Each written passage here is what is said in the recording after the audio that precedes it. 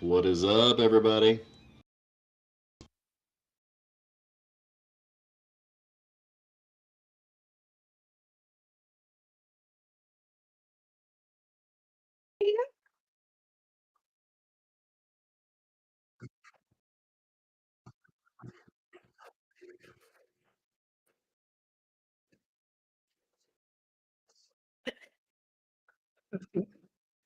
Fuck everything. Fucking OBS. You do one little update and all of a sudden it wants to pretend that your mic doesn't exist. I was gonna say that was one crazy intro for Yeah. And hopefully you guys can hear me now. I can hear you twice. But you are audible on screen, yeah. There we go. Welcome back, ladies and gentlemen, to the Cloister of the Dice, where technology likes to give us the middle finger. I am your one and only gaming monk, better known as Mildra. Let me adjust the size a bit. And of course, I have three of my good brothers and sisters in the temple. We have good brother Joel making his debut, good brother Crow, and good sister Cecilia. Oh yeah, the cream rises to the top.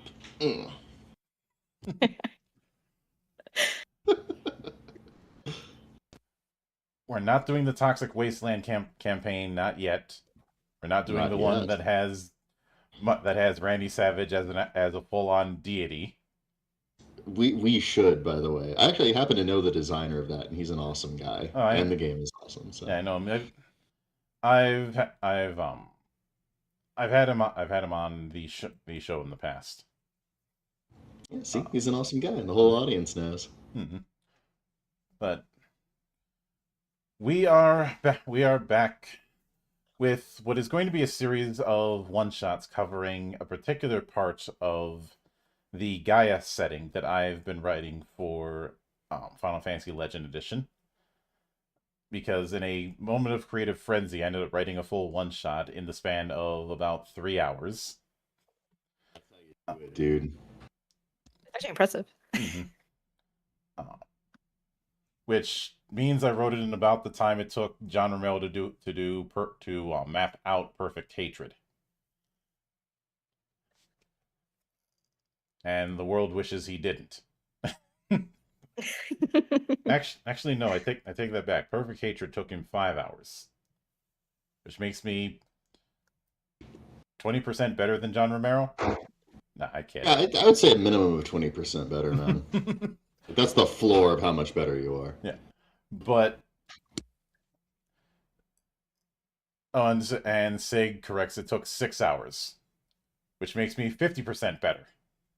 Yeah, see, that's a little more accurate. I'm going to continue glazing you in the hopes that I don't die in this session.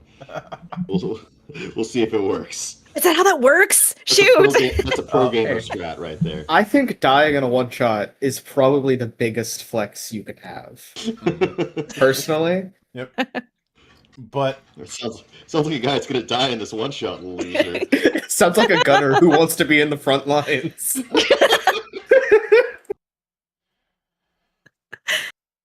Well, there's no stopping someone from doing a gunner build and using a shotgun. Well, there's something stopping me, and it's that I don't have a shotgun. Yeah, but first off, let me get the so to open things up. Our story begins in the world of Gaia, one that is separated between an old and new continent.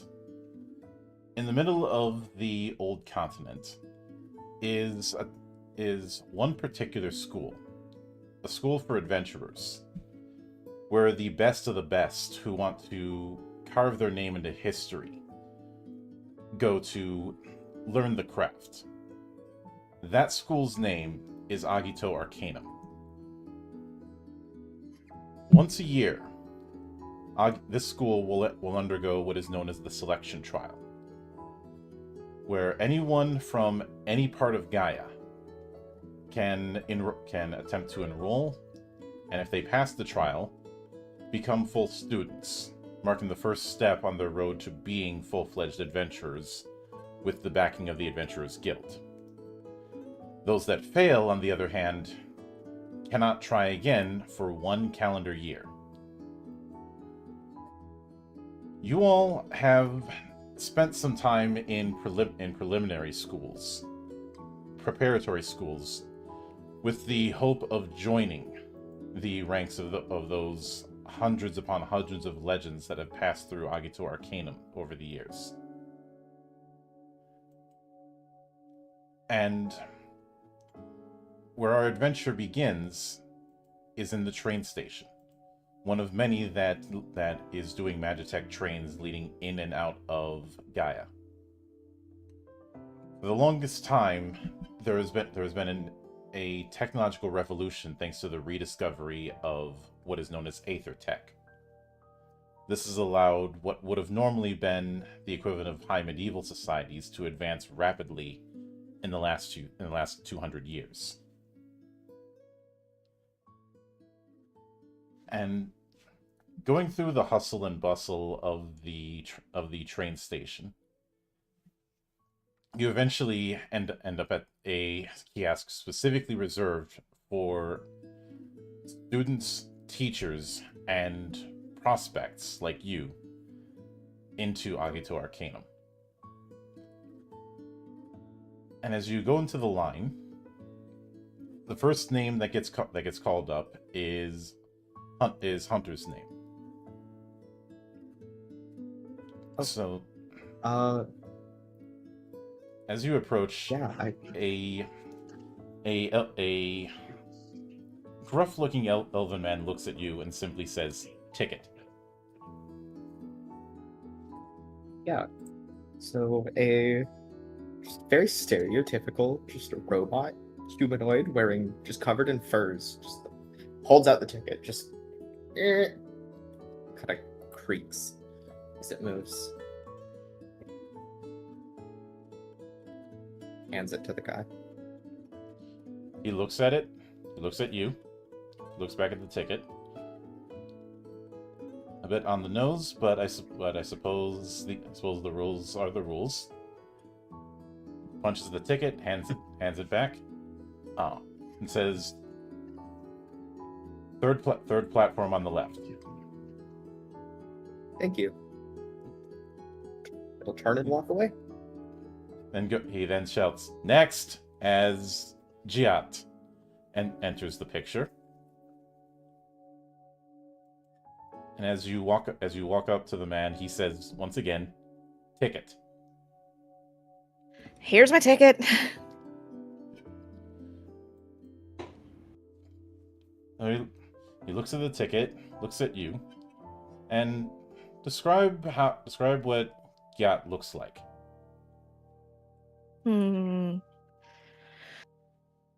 Short in stature,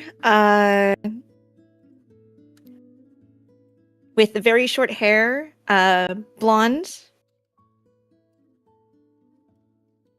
pretty toned for their, for them being short.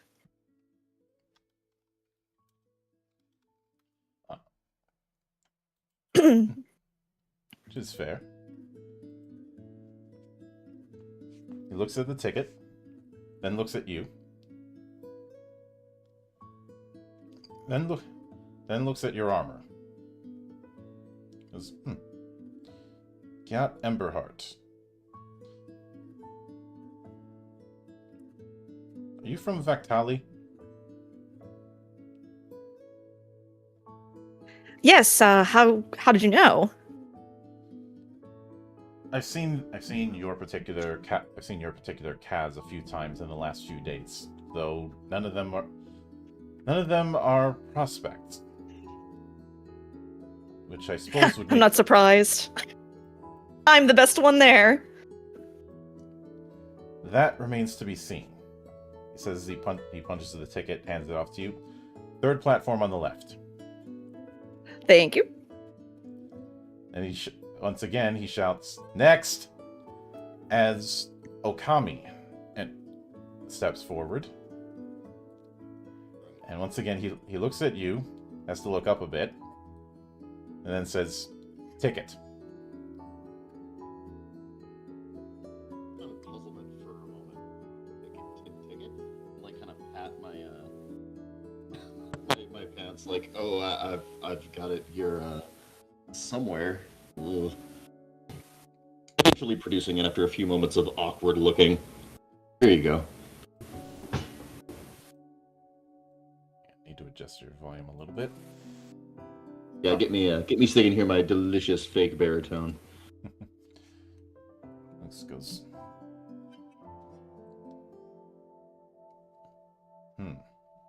Okami, huh? Yes, sir. He looks at the ticket once again. Looks at you. I'll kind of straighten up when he looks at me. Ooh. Yeah, he has the attitude of somebody who could look right through you. Not even hiding how nervous I am. He punches the ticket, hands it off to you, and says, "Third platform on the left." Yes, sir. Thank you, sir. And I'll kind of grab it and then hunch back over and sort of shuffle off towards the platform, getting it wrong the first time, naturally, and then awkwardly correcting myself. Mm-hmm. As you head to the third platform, the train hasn't quite arrived, but it eventually does. It is a far nicer train than one would expect. One that looks significantly sleeker, a more modern design than one would expect than the steam-like designs that one would expect of this kind of era. And eventually the doors open, and you do hear one of the conductors shout, "Boarding for prospects."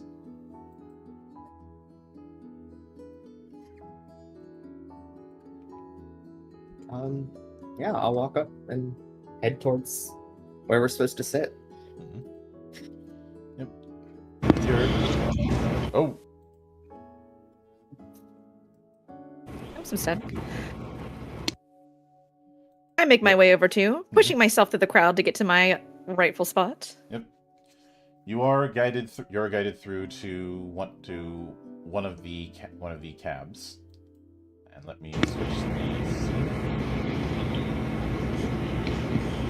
Man, Roll20 is got some really nifty little. Oh, look at that! That's cool. That's beautiful. So, I think the Oh, jeez, having Final Fantasy VIII flashbacks here. one of the first things you notice is that this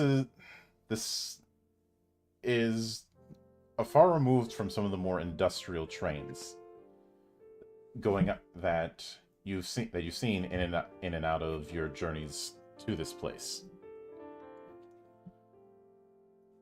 In fact, it looks more like the interior of a hotel than a typical train cab.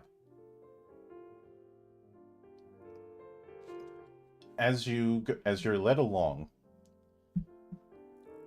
you see that the train has its own attached cafe, as well as the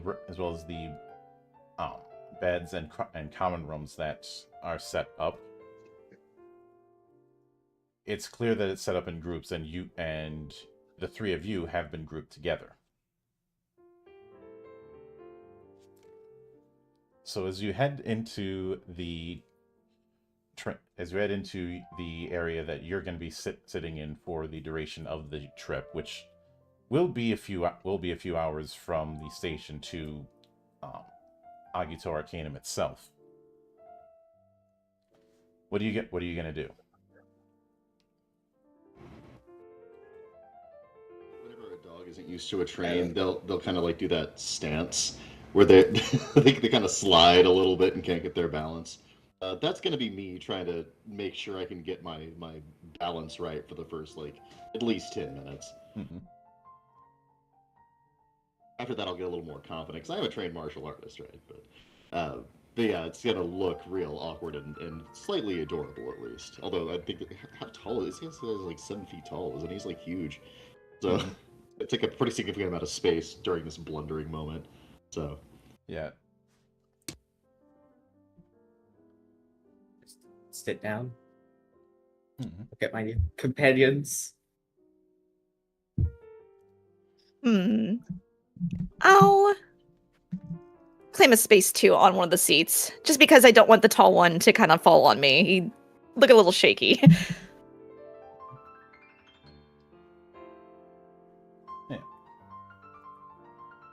As you get your bearings, you eventually hear the conductor announcing we're setting off. Next stop, Agito Arcanum prospect entry. Please maintain safety procedures and enjoy the journey.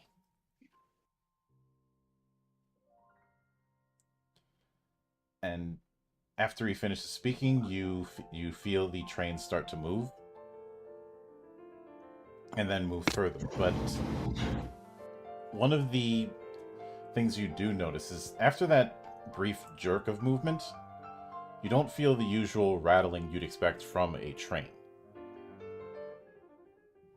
The movement is a heck of a lot smoother than other trains you may have been on.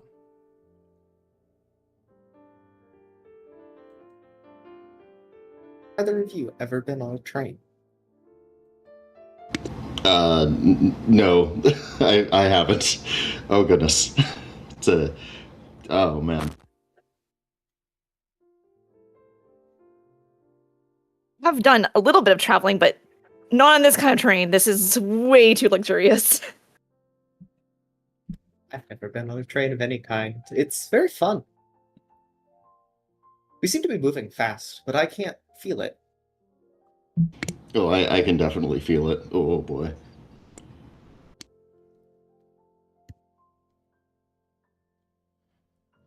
And Hunter will just like very, very like sort of like a jerky sudden movement, just reach out hand towards whoever's closest.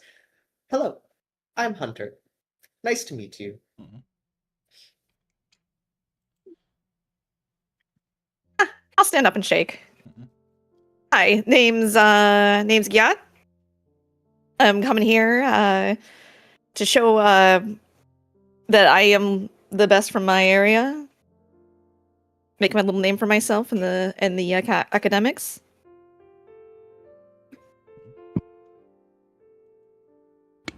I'm just kind of observing this quietly. Just like Well, a we'll short still- pivot of the head. Just blank, like sort of slightly glowing yellow eyes looking at you. Doesn't say anything, just has turned to get your name now. I continue to fail to pick up on the social cue as I slowly regain my balance. I'll start going through like different kata to make sure I'm nice and stable. I don't want to get caught off guard or anything, you know. That'd be embarrassing. Embarrass my whole village. That would certainly be the social faux pas that I would want to avoid, you see. And that's like literally all that's on my mind is I continue to just lock eyes with you, just kind of distantly, not regarding, like registering the fact that you're sending out a social cue. It's difficult because the lack of facial expressions. Well, it's like and this dude's a complete bumpkin, so that doesn't help at all. No eyebrows. See, this is my strength as a Varg. I have the humanoid eyebrow.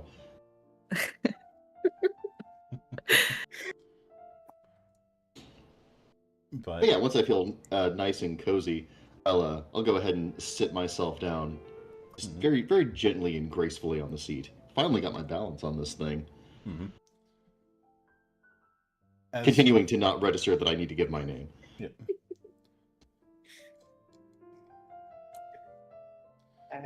Once you sit down, it like registers, oh, didn't get it. So I like step over to move in front of you. Hello, my name's Hunter. What's your name? The arm like whips over to be in front of you. Just do you passively staring at the arm like, oh, hello, Hunter. My name is Okami. It's a pleasure to meet you. again, not registering the social cue that I'm supposed to shake the hand, just staring at your hand outstretched. Like instead of looking at your eyes, now I'm just looking just inquisitively at your hand. Just, you give me your name. I'll put the hand down. Social I'm just staring at this interaction awkward successful. situation. Yeah. Hunter just turns. It just sits down in some seat, probably the seat that was it Giot? Giot? Is your name Gyat? It's For Gyat. real? Oh, that's Gyat. rad. I love it. I had to. I probably sit where Giot was sitting. It's a huge divot.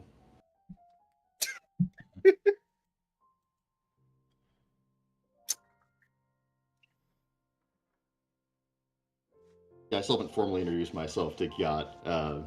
Again, in his mind, it's all going so well, and he's sitting so comfortably, and he's like, well, I gotta get a few hours of meditation in before I get there. Just absolutely not even, like, really connecting with the whole social fabric. 3 introverts walk into a train car. This is like the start of every Final Fantasy ever. This is perfect.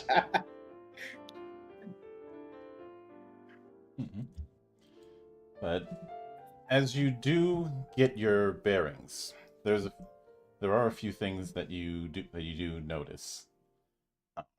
Aside from the luxury of the place, the layout shows the passenger cabs, which do have their own beds, due to the fact that sometimes the transports happen at night, or are dealing with very long trips. So obviously for those red-eye trips, they're gonna need some spot to sleep on. The other thing you notice is within the layout of the places you can go into, there is a cafe nearby. It's clearly one that's attached to the train itself.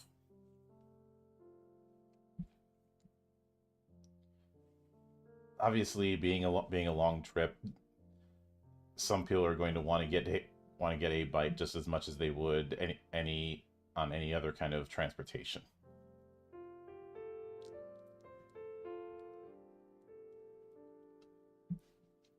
I wonder which one of us is both.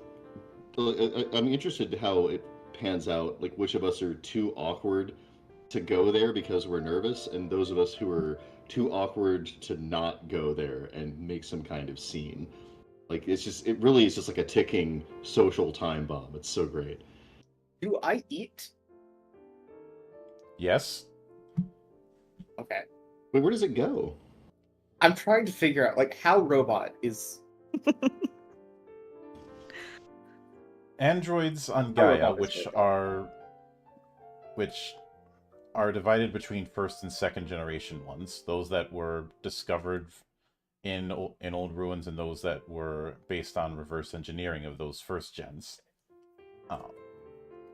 Because of the fact that that a android setup in Gaia is made through a combination of machinery and magic, there are simulations of organic aspects, including eating. It just gets burned up by the internal engine. But food is as much fuel to a robot as it is to a squishy. Need to feed the furnace. Gotcha. Final Fantasy Mega Man X crossover. I love it. I guess after like 5 minutes, I'll just get up and just walk over to the food. No words or anything. Right. I wonder if I even noticed that. I The think he's thinking about meditating instead of meditating. I noticed that someone has finally broken the code of all awkwardly sitting there, so I also get up to finally go get something to eat without saying anything. yeah. We were all starving and waiting for someone else. We're all playing chicken. Oh. The cafe itself looks more like looks more akin to a restaurant. You do see a decent amount of other folk from different regions with different attires. All of them very clearly are other prospective students. A lot of them of your similar age. You see a few Aura, you see a few Elvan, you even see a Tower or two. Fortunately, they're not completely crowded, and one of them sitting at one of these stools near the cafe, that said particular stool has a cute little step ladder next to it, so that they can actually get all the way up to the stool. Of course, a few feel that they need to show off, and instead of using the steps, just float up there with magic.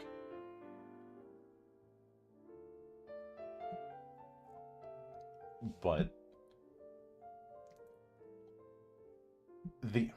was that a Kami who came in with us, or to go eat too, or was Akami meditating? Oh, neither. I'm just still sitting there deciding whether or not I want to meditate. I don't even know if he's recognized if you've left the room. Okay, so it's Hunter that I followed in. Okay. Yep. Yeah. Because I want to I want to go over to Hunter and kind of like just kind of like get his attention and like, look, I really don't want to associate with anyone I might know. I just want to eat my meal in peace. Could you take the seat next to me when we go to eat? Of course. Mm-mm. Why do you not associate with people that you know? Wouldn't it be easier to associate with people that you already have associations with? Everyone I know is an idiot. It's just like in real life. Why is that? I don't know. You need to ask them yourselves. Where are they? Well, I'll point one out if I ever see one. Mm-hmm. Thank you. I haven't yet. I've been lucky. Yeah, you haven't seen What are they? You haven't seen any dwarves in this room. Yeah, so I'm like a wolf guy, and do we have like a robot and a dwarf? Is that right? Yep.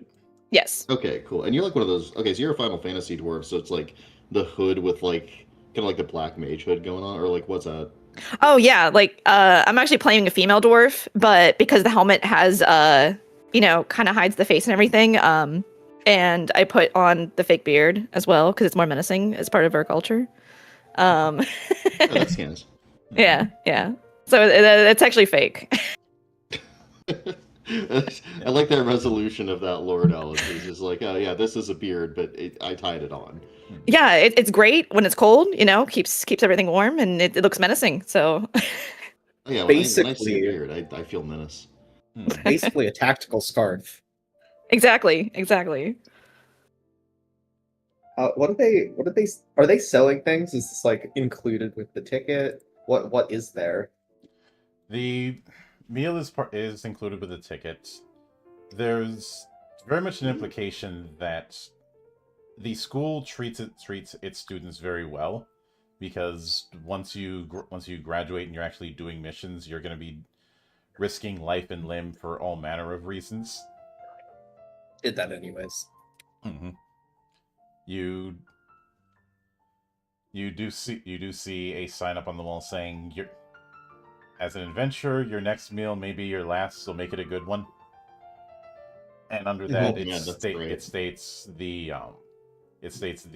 special for the day, which is a behemoth flank steak. Oh, I'm in. yeah, Sounds like home. Yeah, behemoth flank steak and along with assorted veggies. So basically the equivalent of steak and salad.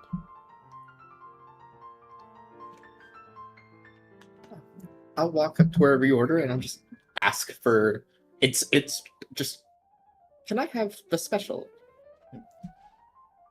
The chef, who is a large Rogadan woman, who's taller than even Okami, um, That is not large. nods and just as coming up. Am I assuming assuming your friend's getting the special as well?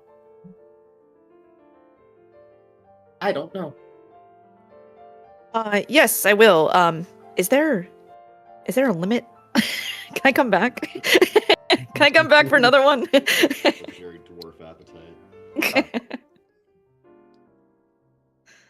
She looks at you and goes, "Oh, don't worry, I'll have you covered." Wait. I've dealt with dwarves before. So you see her get to work. Cooking is as much of a performance as anything else for her. And you see her pull out grab this very large hunk of meat that she had just finished cooking. And when I say large, I say this thing looks like about the size of a stone you'd see in a rock garden. It's probably about the time the smell hits me, and like I distantly say to myself, "Ooh, I am hungry," and continue sitting there. Oh. You don't come join us. You're just like, "Oh, I could eat. Back to think about meditating." As a robot, do you have like a delay? Like, are you on like old Windows or? No. No. Oh goodness. But I'd imagine in a few minutes when the smell hits, it's just gonna be like, just be like a Tom and Jerry sketch of him just floating to the smell or something. That's beautiful. I know you, He Joel. starts doing like the That's the kind of thing you do. he starts doing like the dog drool when you give them a bone. But you see her. After she pulls the steak out, and is just carefully carving small slices with a large knife. Given the size and the way that it's being cut, it's clear this is a very precise chef. As these slices are being laid out, because it is, even if it is behemoth meat, it is still effectively a flank steak. I love the Studio Ghibli energy of this whole scene, man. This is great. I'm imagining this food. I'm getting real world hungry. Like, I should have eaten before the podcast. That's how you know that something's going right. Whoa, this is good stuff, Mel. But eventually, she slices off a few pieces, puts them on 2 plates. One plate has more than the other, and she hands one plate off. She hands the plate with slightly less to Hunter, and the one with more to Gyat. Mm-hmm. If robots could look disappointed.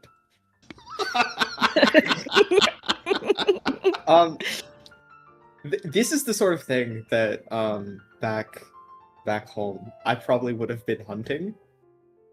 So I'm like, oh my goodness, it's like home, and then I get given a tiny ass steak. No, it's not tiny. It's too much like home. It's the difference between regular and extra large. I'm going from like hunting these things, eating like once a day when we manage to get one, to like, here's a steak. Yep. Have fun. But I don't complain about it, but the disappointment is deep inside of you. you can feel it. You can't see it. Just No facial expressions. Mm-hmm. And then I guess we'll go sit down somewhere. Somewhere empty. Mm-hmm. Because my friend is antisocial. I just want to eat peace. I think about this point, I'm like the smell has manifested as a finger beckoning me over, and I've managed to get there. Like, hey, something smells good in here. They just ran out of behemoth. I'm so sorry. No, we Oh, didn't. but- You hear from the distance. I did not say that in character. It's so much better if you did. I don't think Doctor knows how to lie. God, that's beautiful. I love that. The robot just does not know how, and the wolf it has absolutely zero guile. We're gonna be a pair, man. This is gonna be something. Oh yeah. But Again, not knowing the exact social mechanics of the situation, I'm basically gonna stare there, trying to swallow all of my drool and staring longingly at the stakes. oh. But as eventually as you look around for a spot to sit, most of the booths are taken up by other people. There's one booth that isn't. Definitely go to that one then. As you head down there, you're able to get a better look at what your special is. As mentioned, you have a steak that was made from behemoth meat instead of regular steak. One that has been properly seasoned in a way that acknowledges that when you're dealing with tougher meat, you have to adjust how you do cooking. Along with it is an assortment of vegetables and one steamed potato. And I know one of you is thinking of making the potato joke from Lord of the Rings. Don't. Joel. I have successfully resisted it. All right. I wanted you to know I had the option and I willfully ignored it. So I'm going to continue doing that quietly while I look for a particular piece of art that reminds me of your character, Gyat. So I'm going to do that quietly while I mean. God damn it, Sig. So I'm going to continue standing there until someone acknowledges that I'm hungry, because I don't know what the etiquette is on this whole like getting a free meal thing. Like I have a feeling he's too much of a bumpkin and he's just really out of his element. Mm-hmm. But also a famished wolf person, so this is a very awkward scenario for him. As you're watching, you do feel somebody one of the other students push you forward and say, "Quit standing around in order. You're holding up the line." Stagger forward and just oh man, he's got to figure out what to do in this scenario, and he really has no script. So I just hello, can I have meat? That's about all he can figure to say. Oh, I found the art. Oh my god. Okay. Just a second. Yeah, here we go. I'm gonna put this in the Discord. It's 100% safe for work, but it's also 100% got. So here we go. This is for the enjoyment of you guys privately. And if you want to put that up, that's actually Exalted official art from the Scroll of Fallen Races, 2nd ed. But Yeah. you can see the Gyat right there in the center. It's actually a mountain folk. Quite. Anyway. But yeah, my shenaniganry is continuing. So yeah, I request meat, and then stand again, kind of, sort of trying to get the attention of the person who has control of the meat. And that's about all I can think to do in this scenario. Yeah, you do see her setting up some of the same flank steak that was mentioned before, along with others. Slowly. With other types. Just calm down. You'll calm down. Just wait, and she hands you a handkerchief. Please clean yourself up.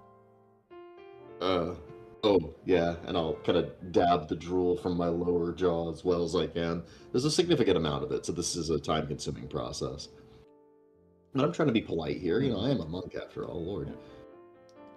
But eventually, she hands you a similar special, just with a bit less of the behemoth steak, but made up for it with other meats, along with a few Ooh. types of wursts. You're Honestly, clearly a meathead, so here you go. my ears are like twitching in joy on the top of my head, and I thank her very sincerely. I try not to say I love you to her, and then turn around and try to find a place to sit and eat. Hmm. And then I see my little robot friend, and I'm like, okay, I've got it. I'm getting this. The Yeah, circle's all coming together. Hmm. yeah. Is this one of the people you wish not to be associated with? I'll start waving awkwardly. I haven't determined yet, but I gotta let him in because You he's got said you extra did- meat on his plate. I might be able to get some extras, so I see.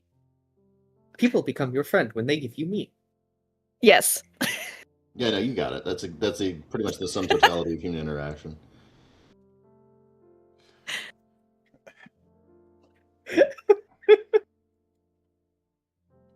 As you sit down and get to enjoy and finally get to enjoy some of the food.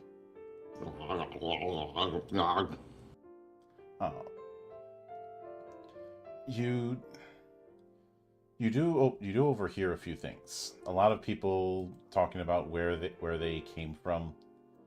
Some people from Vaktali, some people from Godai, some Ronso from the glacial range, which is certainly unusual, as well as Ronso again? a few humans from Garlia. But basically, the people within this train who are hoping to become students at Agito Arcanum come from quite literally all walks of life. You have some who are commoners and some who are nobility, and some who are merchants and some who are in between. And it further hammers home that anyone can potentially enroll in Agito Arcanum. The key word here is potentially. They're all very much aware that their chances of getting in all depend on how well they do during the selection trial. And the other thing you overhear is that nobody knows what form it's going to take, because every year the parameters of it change. Man, come on, fist fight. I hope not. But Did I just hear fist fight? That's what he wants it to be. I feel like I would Um, excel at that. Anything else, I might struggle, but I'm pretty sure I'd be good in a fist fight. mhm. How does one end up with a ticket for this train? Is it like by lottery? Is it an application process? Does everyone get one? You had all spent time at a preparatory school, and since you passed the trials there at that school, that's how you got a ticket. I see, I see. Because even Agito Arcanum has feeder schools.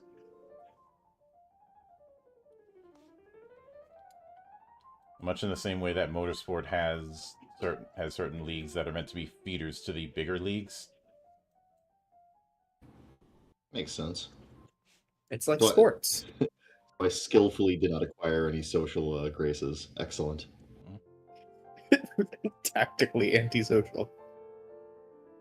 Managed to skillfully evade even the slightest of social cues. So, what do you plan to do once you pass the test?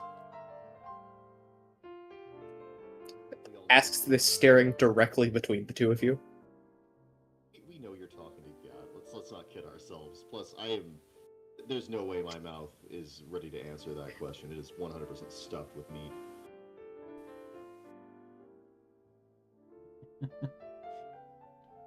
I wanted to sit and eat my meal.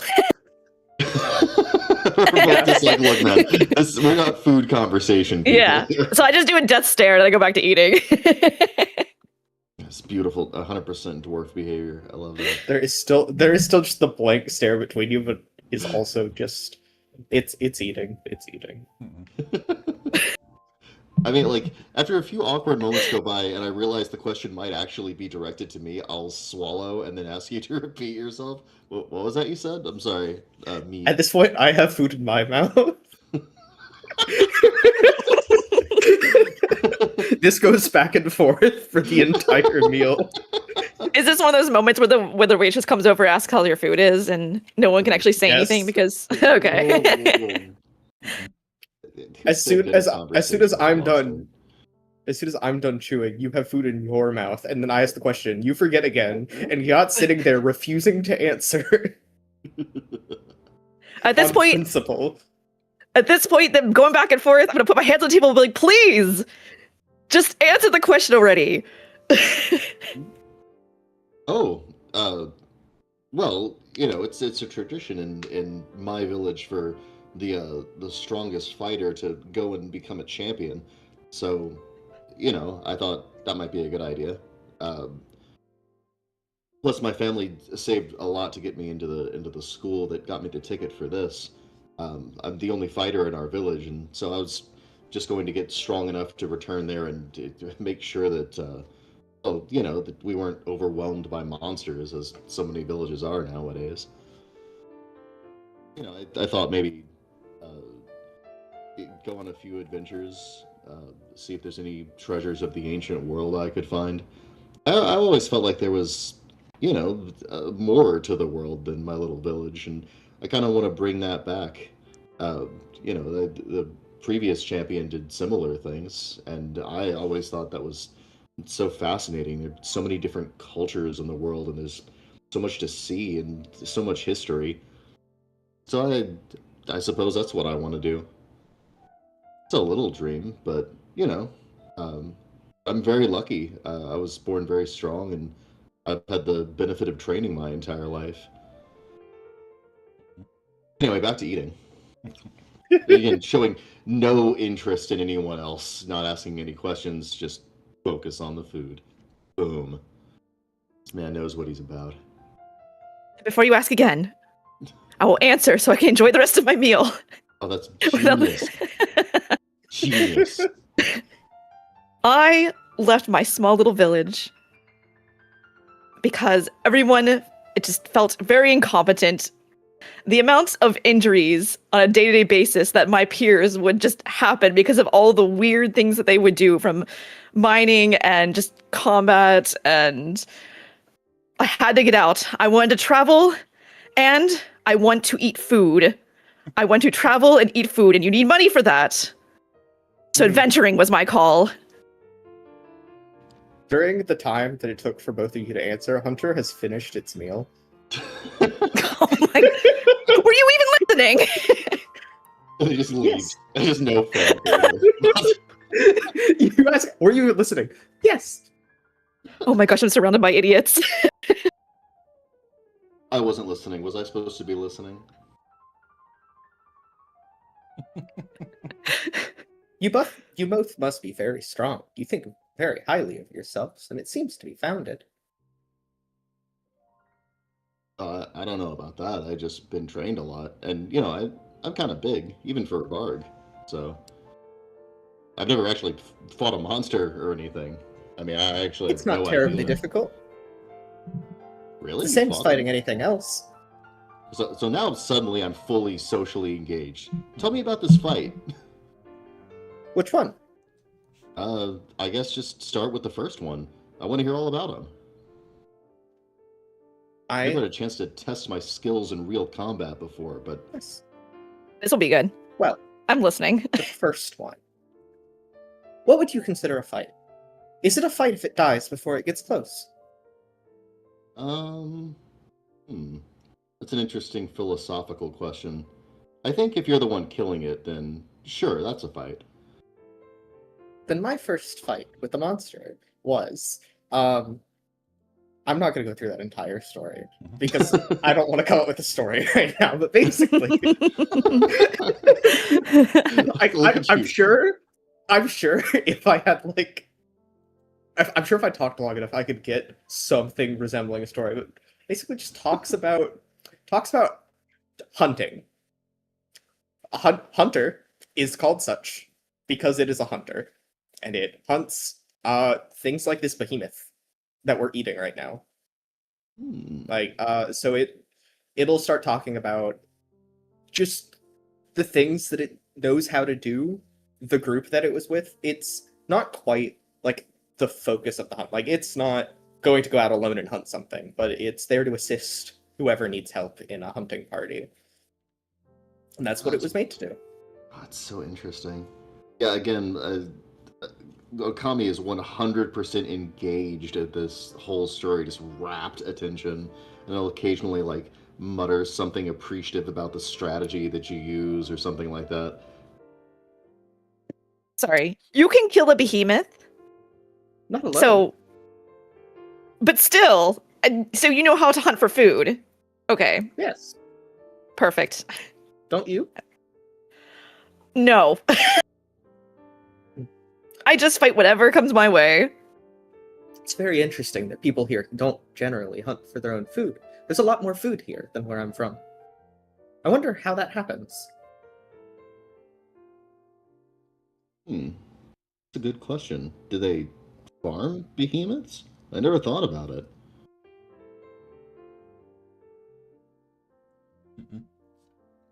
I'll slip back into quiet contemplation as I finish off whatever's left on my plate. Yeah. And the out-of-universe answer is a lot of imports and exports come along. And as your time goes in and you head back to the cabin you were assigned, out the window you do start to get a better view of Agito Arcanum. And you may have been led to believe that it was just a large school. It's a lot larger than just a school and a few buildings surrounding it. The school is in the middle of what may as well be a fortress town. One with the school right at its center, but surrounding it is effectively a full city. One that had, as well as farmland that surrounds the place. And it's clear that this is a hub for the surrounding nations within Gaia, as well as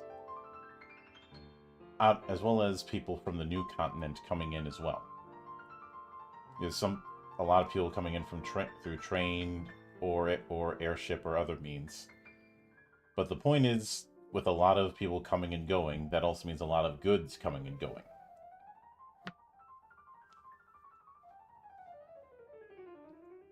Because in the purest sense of the word, Agito Arcanum is a melting pot. Possibly the largest melting pot on the continent. I think this is a sight worthy of some awe from a small village bumpkin. Mm-hmm. I've never seen something like this before. And let me... I love this music, by the way. Mm-hmm. It's like perfect train cabin music. Again, that Ghibli energy is just like slowly increasing as we play. It's great. Mm-hmm. Ooh, oh hell yeah! But eventually, you do come up to the stop, and are led out of the train to Agito Arcanum proper, with a young woman with blue hair announcing herself as your guide as future prospects.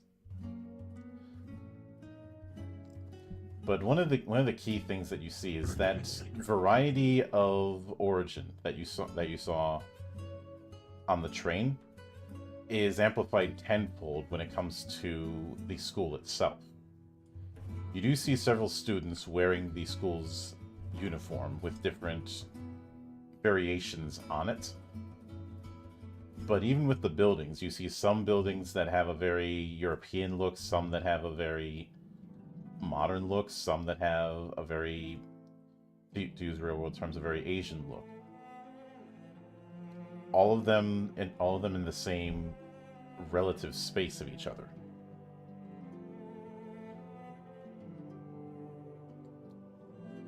And in addition to all of that, you have the fact that there's far more advanced tech than you may have been used to, given your respective points of origin. In some places, Magitech would be a rare thing or something that's sequestered to some part of a town. Here, every single aspect of the way the city is managed day to day has some tie to Magitech. Even to the point of seeing just Magitech cars all over the place. To the point where it's hard, from an outside perspective, this would look far more like a modern city than a city that one would expect from this kind of setting. Yeah, we kind of wondered like the sci-fi setting. It's like finding a crashed spaceship in D&D. I would say from the backgrounds that you've given, you've been in largely high medieval kinds of areas, and this is more If akin even. to more akin to the tech level that you would see out of a Renaissance. Yeah, that's kind of the vibe I was getting from the setting. But I mean, like, it's not like we've never heard of Magitech, but I mean, seeing this much in one place has got to be overwhelming. You say, me standing right next to you. It's does not even register that you're a robot. Mhm. And eventually you are led to what looks like a singular building that's clearly meant to be an office as you go inside. And it's several of the other prospective students that you saw earlier are in this building as well. You're eventually led into what looks like a briefing room. As a Hume-looking man who looks like he's in his 50s, but certainly well built, walks up. He says, "Welcome, prospective students. All of you are on some level of success for having gone through qualification periods through either a feeder school or through special achievements. But only a handful of you will actually have the honor of becoming students at this esteemed school. And that is what the selection trial is for. It is our job to ensure that the people taking on tasks on behalf of the Adventurers Guild are the most suited for the task that they are being hired for. And anyone who is not suited is weeded out. To that end, let's get down to brass tacks. Your assignment will be to visit one of the grottos nearby, approach the Eidolon who calls that grotto their home, and obtain that Eidolon's blessing before coming back here. Your conduct and actions during the process will be monitored and will play a factor in your overall grade. As you're no doubt aware, you have one chance this calendar year. Those of you who do not make the cut will be able to try again in 1 year's time. Now, as far as which Wanna be a grotto, Ronin. which eidolon, and so on, that is your personal discretion. It will be up to you to figure out which one to go for, where that grotto may be, accessing it, as well as trying to get the favor of said eidolon. That is where your mission comes in. And you may, before setting out, you may inquire about purchasing something from the requisition office. However, unlike the meal that you got on the way here, that will not come at no cost. I'm certain you have a few coins to your name. I'm certain that you can throw a few gil towards the requisition officer. With that said, good luck to you all, and may the crystals bless you. Dismissed. He walks away as the other students start to shuffle off. Oh man, my first instinct is to go for it, but I know Squall and Quistis are already nailing that one, so. I wonder if any of your living audience are old enough to actually like get that reference, Mel. If they don't get it, I'm not explaining it because I'm not breaking the first rule of comedy. Thank you. I really appreciate that. So, all right. I thought the first rule of comedy is that it's funnier if you explain the joke. Yeah, that's the rule. It's only funny if you explain the joke, really. I'm so glad I did the reading on this game, Mill. Like, the term grotto is just... I was kind of blindsided by it when I was reading the document, but, like, I really like it conceptually. I think it's such a good fit for this setting. Where do we see the amount of money we do have if we wanted to make a requisition? Yeah, I was looking for that earlier when I was thinking about buying lunch. It's like, do I have money on my character sheet? What moolah do I have? So on the sheet proper, and I'm going to use Aurelion as an example. Excellent. You'll see a tab called Resources. Within that has your gil, your resources, as well as stake. Now. Okay, here we go. It's 6 gil. Gotcha. Wait, what's stake again? So, I do not use a traditional monetary system. Okay. In this kit now, for the purposes of this, resources and gil are the same. Instead of spending gil outright and getting the thing, you are making an acquisition check. Okay. The acquisition check is based on your resources as its main stat, as well as any stake points that you put in. Think of stake as a monetary NP. And thank you, Lomion, for the follow. I hope you enjoy the madness here. And of course, loot slots is the amount of individual items that you can take with you from adventuring. Excess ones are converted into stake. Oh, okay, that's a great system. Yeah. That actually kind of feels like what was it, Crystal Chronicles? It's something like that, where you only had a few slots for actual usable items, and the rest you just kind of got abstracted. Oh, that's brilliant. I love that. So I'm always a big fan of your money as a skill roll. I like systems like that. Mm-hmm. It feels a little more organic into the way you actually approach a TTRPG. So I'll nerd out about systems all day long if you let me, so I'll shut up now. Yeah, but the point is, stake can be used as a bonus to the acquisition roll. Can you do it post-block or is it pre-roll? Pre-roll, it's a 1-to-1 basis. Post-roll, it's a 2-to-1 basis. Ah, there's options. That rules. You're really getting the system nerd out in me, man. Sorry, continue. So, if you wish to acquire anything before setting out,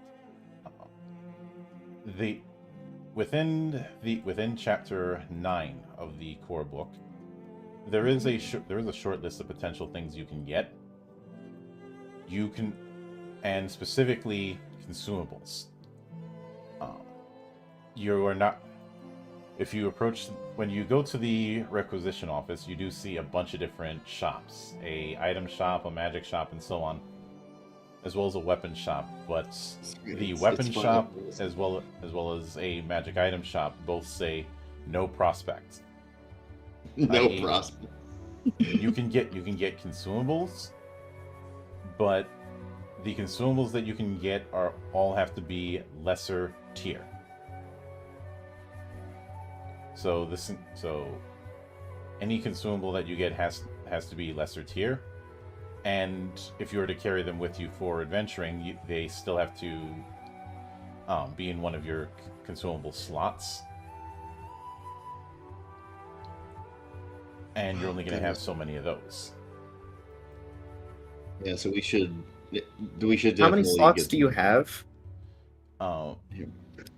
It will. When it comes, it is based on level, and since you all are level 2,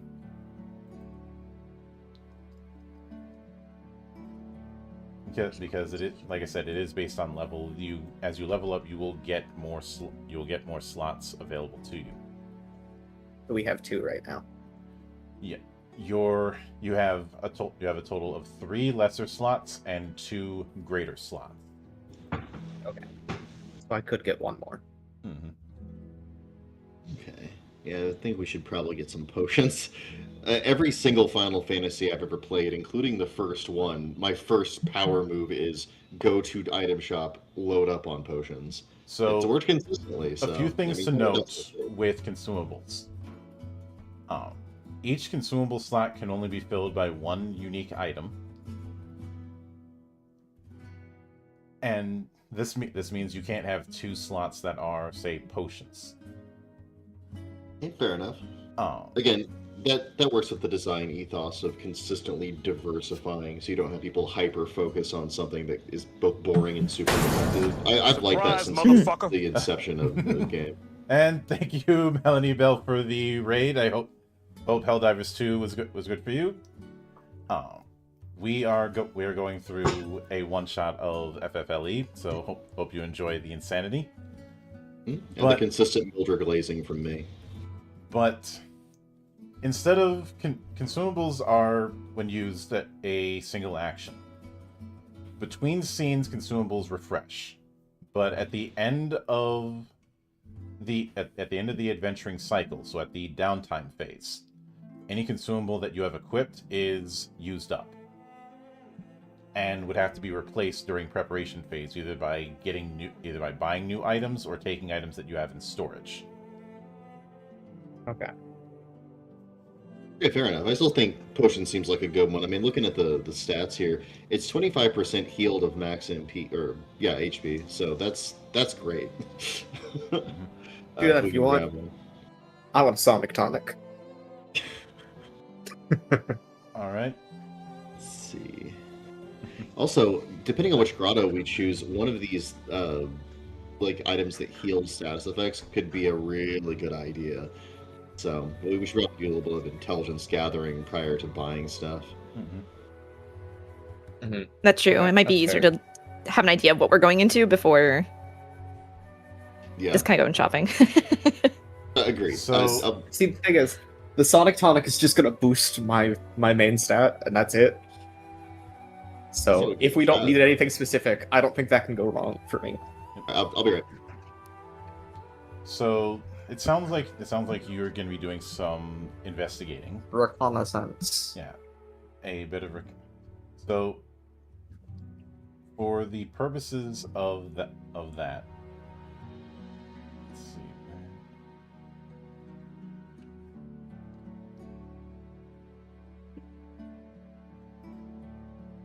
Okay.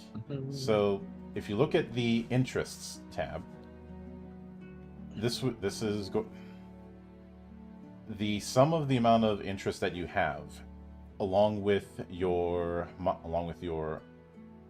mind ability modifier is what's going to be used for what is known as a knowledge roll. Correct.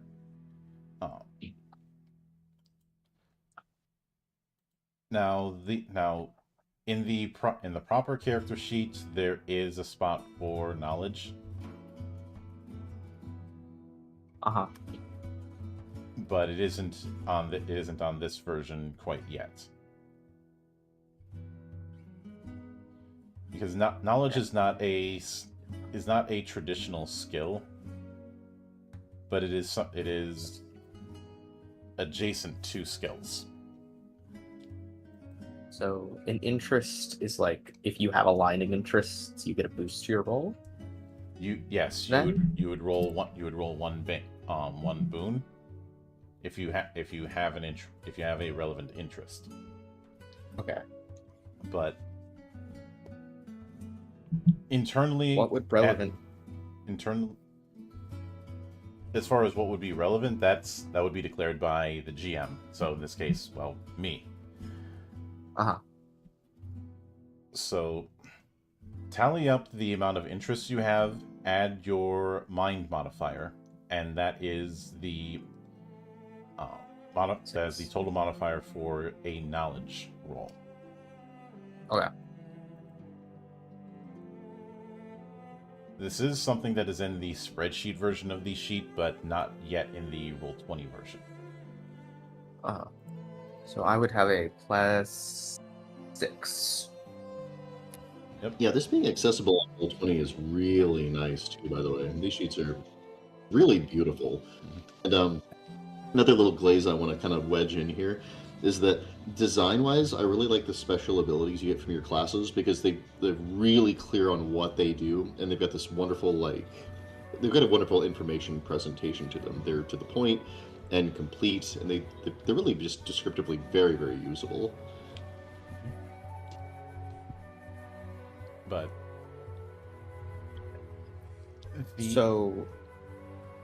and I have to correct myself. It's the higher between mind and spirit that is used as the modifier, as well as the total amount of interests you have, which is going to be 4.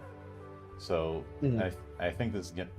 So in your case, the modifier would be +7. Still 6. Huh? Would be 7. Why? Half level. My mind bonus. is 2. Half level bonus. Okay. Sorry. So I'd have a +7, and then you get a boon if you have a relevant interest. Yeah. In this case, if the interest is something like local lore, like legends, that sort of thing. If you feel there's an interest that you think might be applicable, Probably not wilderness lore. probably not. Use my Scythian affiliation because we're hunters, so we're good at tracking things down. I'll allow it. Yes. Okay. So Get the fields So, related what is- knowledge from Burning Wheel. So what does that mean for this roll? it is D20 plus D6 plus 7. Slash roll 1d20 plus 1d6 plus 7. That should work, right? Well, I'm so good at rolling dice. So we rolled a 13, and hold on a second. I'm going to enable 3D dice so the people watching can actually see something. Oh, Okay. I love the 3D dice. Those are fun. Can't believe my 6 got higher than my 20. Yeah, I'm like, how did you do that? I don't know. The dice god show no It's mercy. Amen. It's because we were stretching the definition of an affiliation. They were like, "Oh, you want to play like that?" Here's your boon. Jesus Christ, my Lord and Savior, please save me from bad rolls. I'll remind everyone, RN Jesus does not save. Our Jesus does not save. But you do ask around. The main thing that you do end up hearing is stories of a castle hidden in the forest, not too far from Agito Arcanum.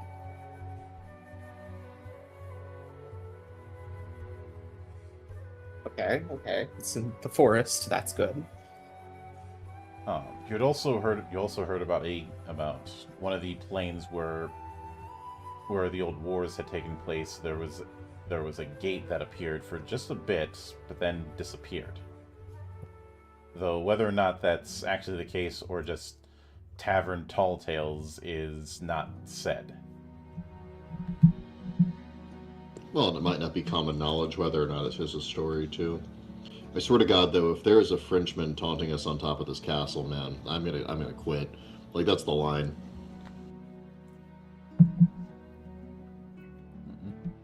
Real and true.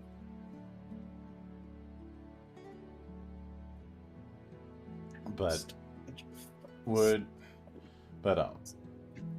Joel, Cecilia, would either of you want to try your own hand at a knowledge check? Yeah, that sounds like fun. I wanna engage with the system a little bit. So I don't imagine my guy's some super genius, but might as well Yeah. take bones. So it's the amount of interest plus your highest in either spirit or mind. yes. Okay. Plus 1, because we're level 2? Yep. Plus 1. Okay. Okay, where am I seeing these stats here? Here's mine. My mind is 1. And you say interest. Now, I've got interest here, and I've got, like, I don't have numbers. I have individual entries, like Varg tribes, Yes. dueling, survival. So is this Yeah. 4 total? Yep. Okay, I get you. So 4 interest plus mind, which is 1, so that's plus 5? Mm-hmm. They use the information that I got to help, like, narrow down their search. Okay. You could. Alright, I'll get to that in a minute. Okay, so it's just d20 plus 5 then. That's easy enough. Alright, so it's slash r d20 plus 5. Am I doing that right? Let's see if I've... Oh, yeah, check that out. Yeah. Well... I don't know why I think we all have to enable 3D dice, but Oh, did it not roll that? it just doesn't show the visual dice, but you did roll a 14. Okay, well, how do I enable them? I want the people to see my dice. Let me speak to the people, Piccolo. It's in my Okay, settings, dice options, and then hit enable 3D dice and automatically roll 3D dice. Okay. Oh, goodness. Give me a second here. And whoops, I did not mean to pop out the Roll20 chat. Sorry about that, guys. I've accidentally left the game. Oh no! You look. It's fine. Robot I'm logged off. launching it again. We're good. Everything's okay. Okay, just make sure I got this right. So the 1d20, and then just plus 5 because of the level and the amount of interest. Yep. Okay. Alright. Here we go. Dice options. Enable 3D dice. And automatically roll 3D dice. Alright, I think we got it. We'll try on the next roll. The people have to see the dice roll, Piccolo. Wait, did I actually get higher than you? Yes. Oh my god. Yeah. Via no. I got a 2 on the d20. Oh yeah!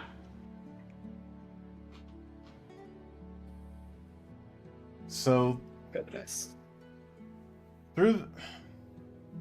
What you do end up visiting one of the libraries within the part of the city that you guys are in, and it does go into a bit more about what a grotto is. A grotto is the personal dimension of the Eidolons. The research that you do does make clear the Eidolons are not, I repeat, not gods.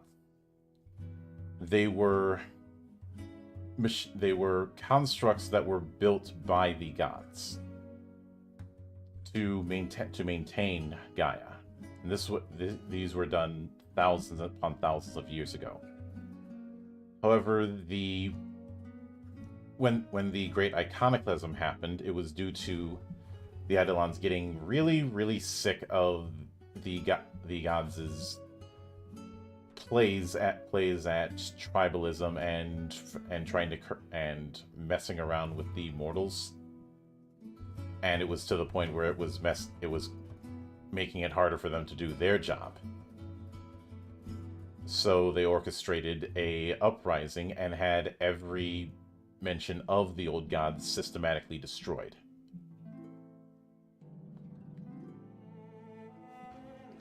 And the Eidolons themselves, because of the amount of power that they have, would create a problem if they stayed in Gaia for too long. So they created their own grottos to act as their sanctuaries. If they need to act through the world of Gaia, they'll usually have some intermediary through things like summoning, or more famously, a yokai, an individual who is capable of channeling an Eidolon through their own body.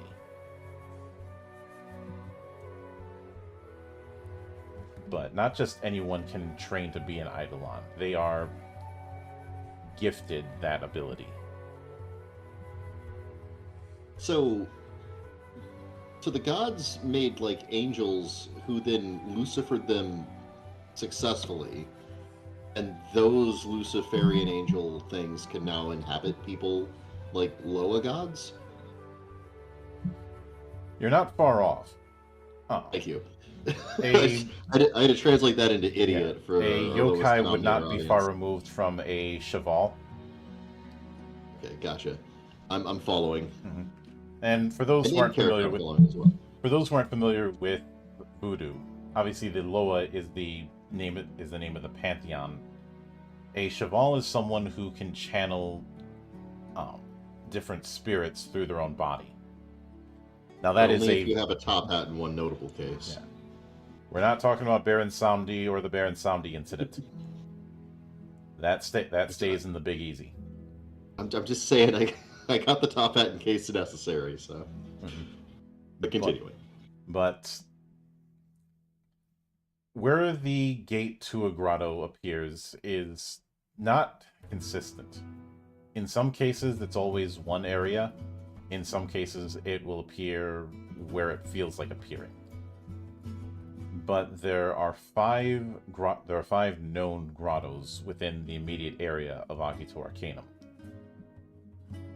Now, the details on where they are is not stated, but they are the Forum of Heroes, the Grotto of the Knights of the Round, the Great Black Gate, the Grotto of Cerberus, the Palace of Nightmares, the Grotto of Diabolos, the Resplendent Garden, the Grotto of Eden, and the Sagacious Archive, the Grotto of Ramu.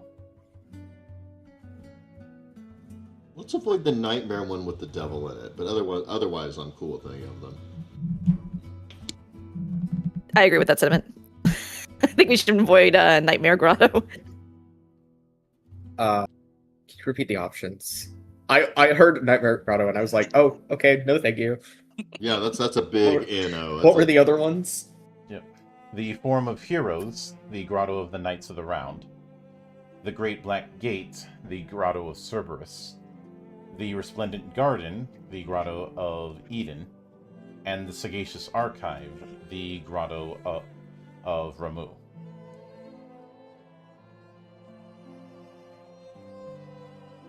I feel like I need that in written form. Well, I mean, we got the magical knights, and we've got the devil, and we've got lightning god. Who I kind of want to go to Eden. Yeah, Eden doesn't even sound like a place we'd have to fight, like, right? Like, maybe we could just I didn't convince them to... I never See, said that. I feel like Eden is the exact sort of place where we'll have to fight. You think that we'll, like, immediately commit some, like, critical faux pas and then find ourselves in a Yes. divine or semi-divine fist fight? Yeah, we're being like some Three introverts. divine trial of some sort. A test of your Three reflexes. introverts walk into Eden. I think that makes our choice for us. That sounds like the most entertaining option. Let's go to It doesn't Eden. do it for the people, Piccolo.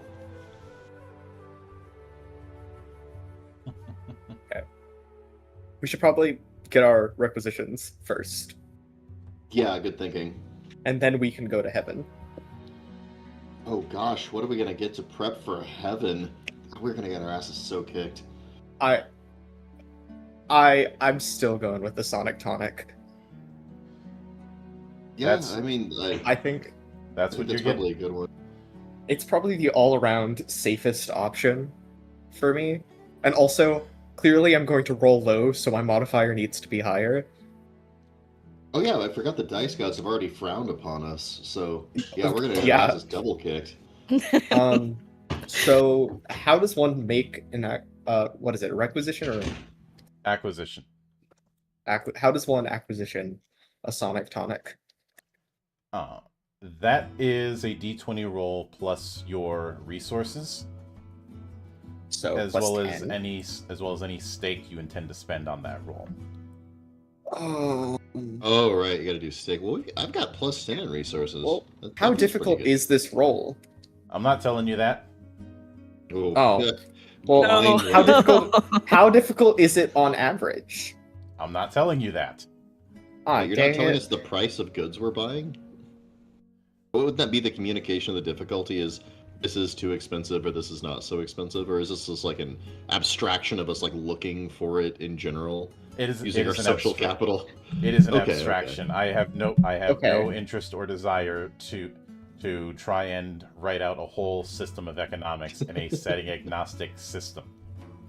Okay, and Well, you know, if you how- need somebody to do that, resource. Where is my resources tab? What? There it is. Okay. And how do you get stake back? Oh. You can get it. so many stakes earlier. You can get it through adventuring. Mm-hmm. You can get it through selling off items Okay. Yeah, makes sense. and potentially as GM reward. I'll use This is where the glazing comes in, one man. stake. I'll use one stake. All right. So that's a plus give 1 me to a your plus- roll. /R 1d20 plus 11. Not too shabby. Oh Got- yeah. I'm gonna use it's 2 for 1. I'll add 2 and then go down to 1 stake. It all up to 13. Look at you. So it'll go up to 14. Let's see. So Yeah, they really don't want you to have that one. I'm having a bad dice day. did I not say the dice gods show no mercy? Amen. No mercy, this is cruelty. But fortunately, after spending quite a bit, you managed to scrounge together enough to get 1 Sonic Tonic. Nicely done. Sonic Similarly, Tonic. I'm gonna spend a couple of stake myself Use it and try to get a beforehand. potion. Good old healing potion. That just seems like a good thing to have. I don't know what the currency of hit points is here, but having 40 seems like a pretty decent chunk. Mm-hmm. So I feel like me having the healing item makes a lot of sense, because if I'm going to be up the front lines, which I intend to be, then I'm going to be taking risks and I might do damage. And if I'm really tough, which I seem to be, then being the guy that can heal everyone else is a good move. So I'm going to go with potion. Let's see what the dice gods say. Oh, I rolled a d10, didn't I? Yes, you Well, did. that was a good roll, too. How tragic. That's okay. Again, the dice gods giveth and taketh away. Here we go. Let's try that again. There we go. That's the proper die. Oh. Hey, 17's still pretty good, though. Yeah, 13's pretty good.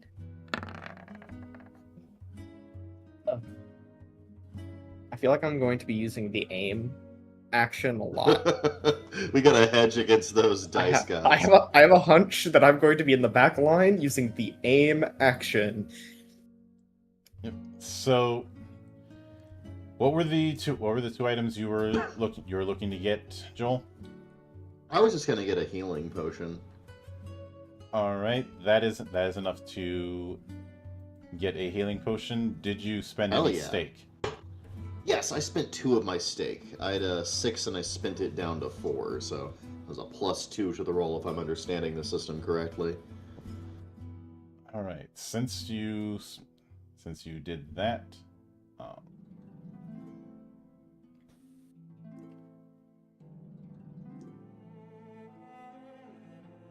Now, the way the items function is interesting to me. I want to make sure I'm clarifying it. So this thing, it's not like a one-time use thing, right? Like, so I can't just get like 99 potions like you would in Final Fantasy. It's more like a buff that lasts for the adventure, and I can like evoke as an action during combat or between combat scenes.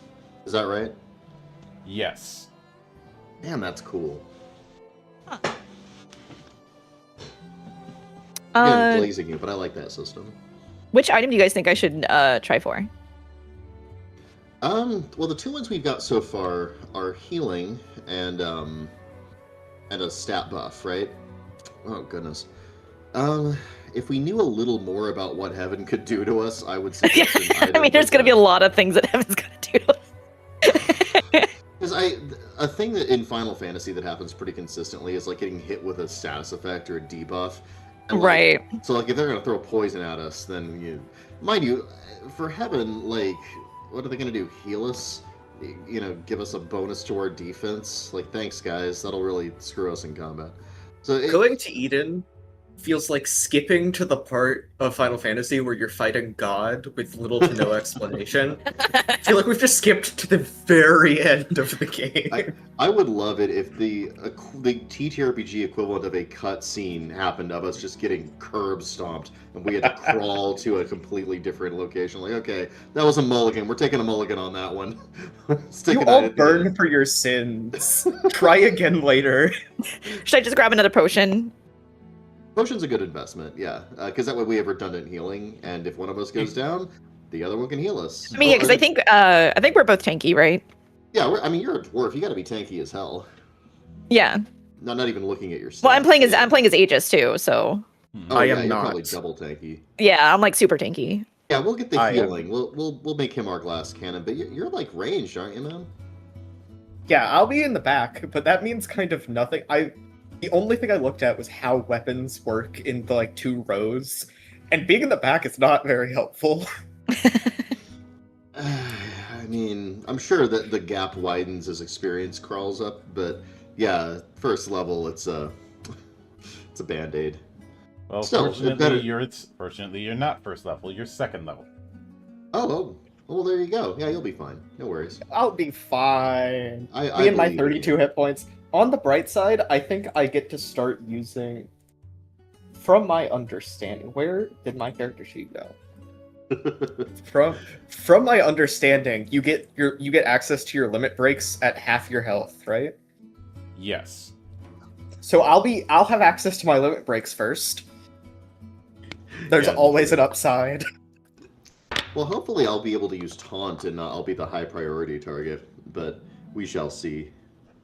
So it's the D20 plus the 10 from the Gil resource. Should I add any stakes to it, or is it just the plus 10 if I just don't add anything to it? It is just the plus 10 if you don't spend stake. I kind of want to hold on to it just in case if something else happens. I don't know. What do you guys? We might need to gamble or something in Heaven, so because I Yeah. that just straight up fighting will fail. So we're Yeah, gonna be you're right. creative. I'm gonna give it a shot just because I had a decent roll last time. Please, RNG God. Jesus, I'm willing to be your punching bag if everyone else can roll well. I got a 5. Apparently, I can't spell. It smiles upon us. I am completely vibing with this music too. This is great. Mm-hmm. Oh, that's weird. It's very overworld music. And actually, since we're in that phase, I need to move you to a more appropriate map. Oh!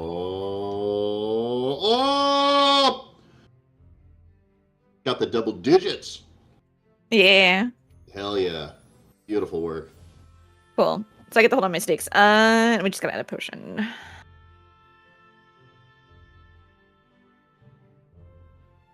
Oh yeah, this is very town.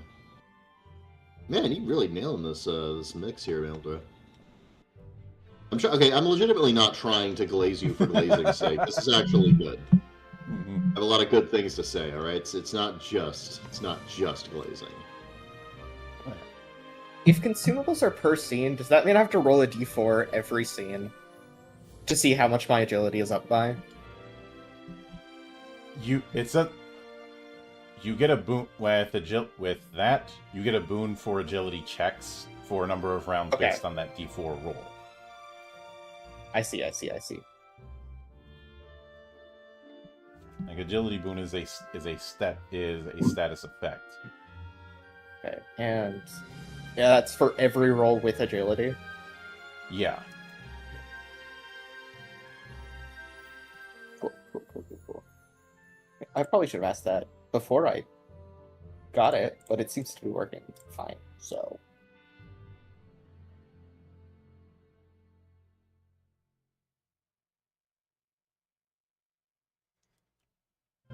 But, so, I believe we're... Okay, so that's a 20, so you do get a potion. Yeah. So let me make sure that you have that in there. Yeah, I added it to my consumables. Alright. Accidentally added an extra slot, but it's empty, so... Yep. So is that all the acquisition rolls that you guys are going to do? I'm full on consumables, so... Actually, you being the best candidate, being the back row, and having a buff to your primary offense stat, that's pretty sweet. I gotta tell you, I'm really pleased with you being on the team. I also started with 2 consumable ammo options. Really? Like, I am ready. That's why my consumables are full. I already had 2. Jeez. I'm gonna leave one empty, just in case if we do find anything. All right. Well, that probably scans for the dwarf, though, right? Yep. Is that treasure? But Oh. as you after getting what you were going to get, it sounded like during your bit of investigation, you guys were leaning towards the Resplendent Garden. Heck yeah. All right. A interesting choice. So, I want one of you... It's a lot of background noise coming from somebody. No, that's from me. I think... Oh, no, okay. I turned my gain all the way up. That should be a little better. Yep. I want one of you to roll a knowledge check. Okay. To try and narrow it? down where the gate to the Resplendent Garden might be. That's... Yeah, Do we want me to do it? Yeah, I have a minor modifier, but I might... I 100% Orange want you Jesus. to do it. Arkies, please. Look, okay, let's be real about the metaphysics at play here. If the dice gods are against us, we will not get into heaven. So you need to be fair. willing. That's fair. Orange Jesus, I want to punch you in the face. Please let me into heaven. Can I use my interest again? In this case, no. I can't use no wilderness lore for me. Okay. Hold on. Let me go over to roll. Roll that /R 17. 1d20 +7. My eyes are covered. I believe in you. 11. The dice did not believe. My eyes were covered, and nobody told me what the roll was. My eyes were genuinely covered. Don't look, it's okay. I had to peek through my fingers. Oh my goodness. Okay. I think we found who the Dice God's whipping boy for this session is. Oh, It no. happens. It happens. So, Well.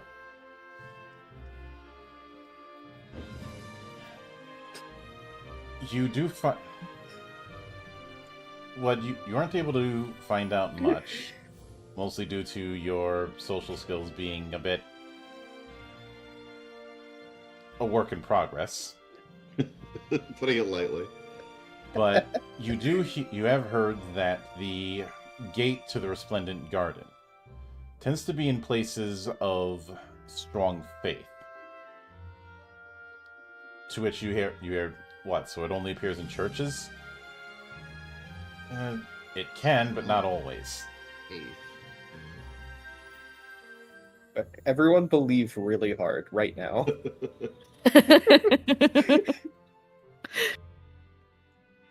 No, it doesn't work like that. This isn't Santa Christ. Oh man, reminds me of that episode of Dial M for Monkey, where he gets completely creamed, and then everybody is just like, it's like this kaiju thing. Everybody starts chanting his name, Monkey, and their collective belief totally fails to help, and he just kind of crawls up and just makes peace with him by putting the kaiju monster back to its sleep. So yeah, a lot of misplaced faith here. So yeah, church. I think church. I'm gonna go with church. Worst Unless you places guys to know start looking for heaven. Well, that seems like the classic route, right? Yeah. I mean, we could ask somebody at like a church, like, how do I find heaven? It's weird how one-to-one this is with real life quest for heaven. Real life quest for heaven. Look around, don't find it. Go to church or give up.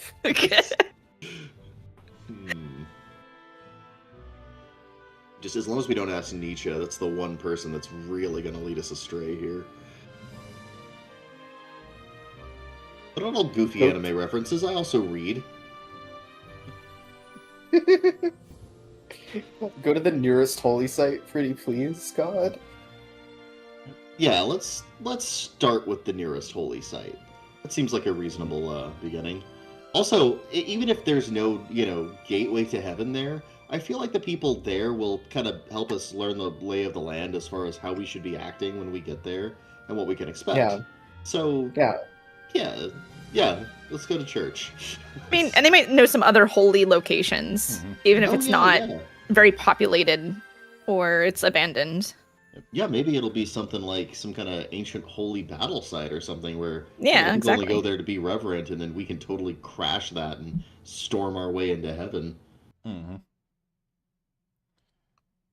We're not. Yeah, you're right. We're gonna die. We're not particularly religious types here, are we? Yeah, you picked the one location that I'm pretty sure has multiple warriors. So let's hope they like arm wrestling, because if they actually like seriously fight us, we are all doomed. Yep. So I want, since you're looking for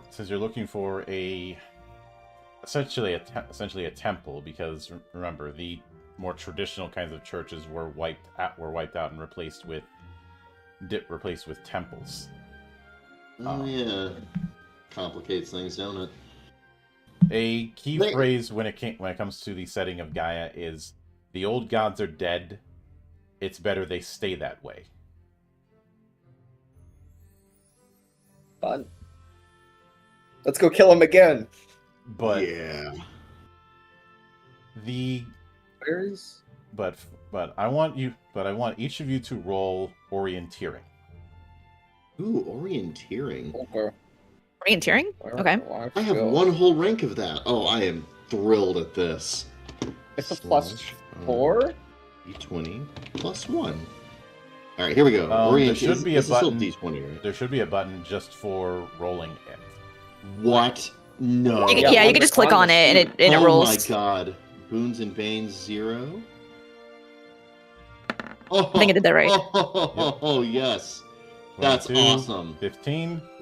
Hey, that's actually pretty good. I'm trying real hard to get this to happen. Submit. There you It's asking me. Hey, you got it. Why'd it roll twice? I don't know. Probably One of because them you was way clicked better than twice. The other one. You might have clicked it I'm twice, trying yeah. to figure it out. Like I said, I think we found Please let me. who the target of RNGesus is tonight. Uh, It looks really good. Mm-hmm. I have boundless confidence in this, in our chances of success. Boundless. Yep. But Clearly, I just don't have enough faith. yeah, you don't find much in the way of churches within the area that you're in, which is still this landing area of prospective students. So you are not allowed to access the greater city as a whole, because that is reserved for students, faculty, or outsiders.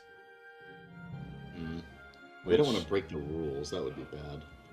Does mean that the natural next step is trying to find one out in the wilderness. Well, I mean, if they've all been destroyed, there's probably an abandoned church out there somewhere. I might.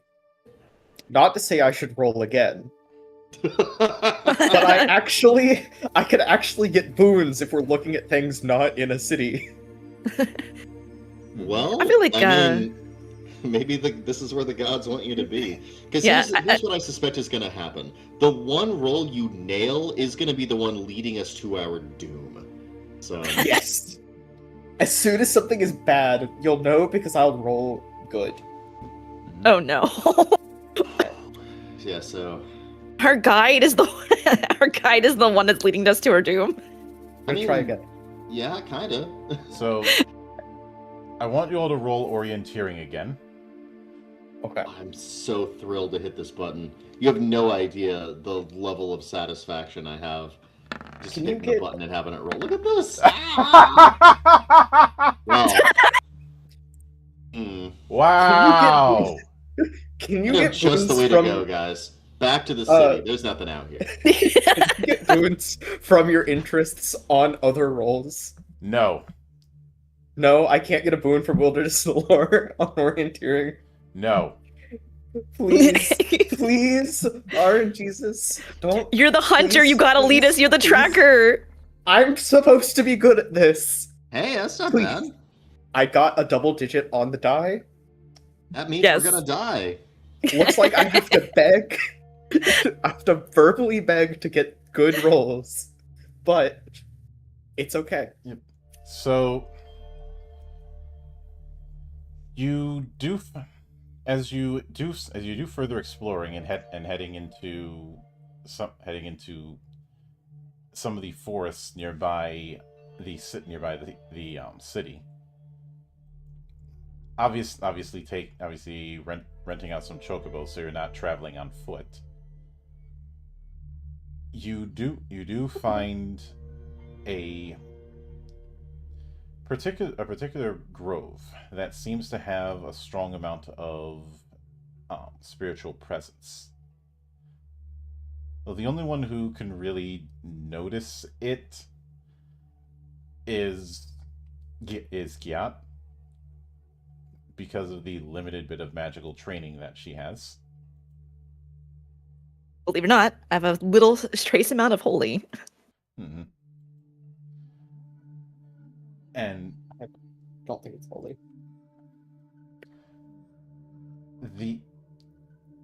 what you do find is that this is a place that seems to be some sort of sacred ground for nature spirits. And as you approach, a gate that seems to fill with a golden light appears in front of you.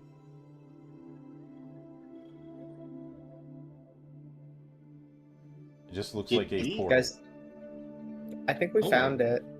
Yeah, I'm thinking this is it. At least there's something here. And now that I'm looking at it, I'm having powerful reservations about our plan to go into it. Just look right at you. Do you want to succeed? I I gotta weigh my options because in my mind it's like certain death versus failure, and it's like, which is less You are the tolerable? strongest, are you not? Okay, you're right. It's not just for me; it's for the village.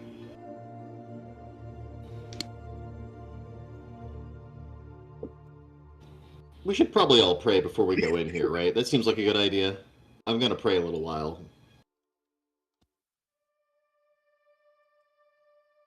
So the question is, who or what are you praying to? Oh boy.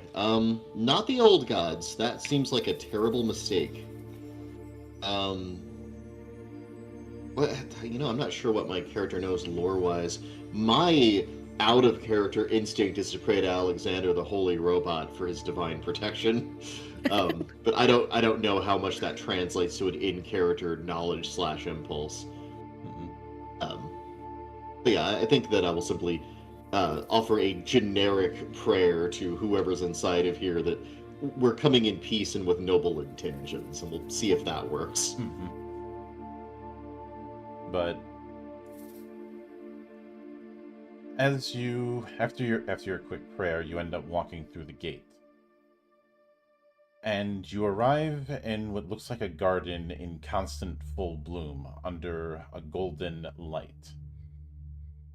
The area seems to have an aura of serenity, but also an aura of, or not an aura, but an air of being an outsider in this particular place. Oh man, I am used to that air. That is a very familiar air. But first off, let me share with you the entrance that you saw and passed through, which looks like an ancient church. And then, Oh, that rules. Oh man, maybe it'll be nice. Maybe this will be a nice. I Choice. don't think anything can go wrong. I mean, I'm not going to be that optimistic, but maybe it'll be nice.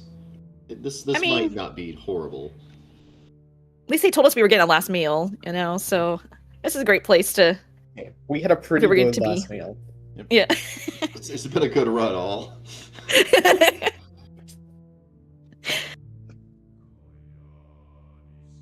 But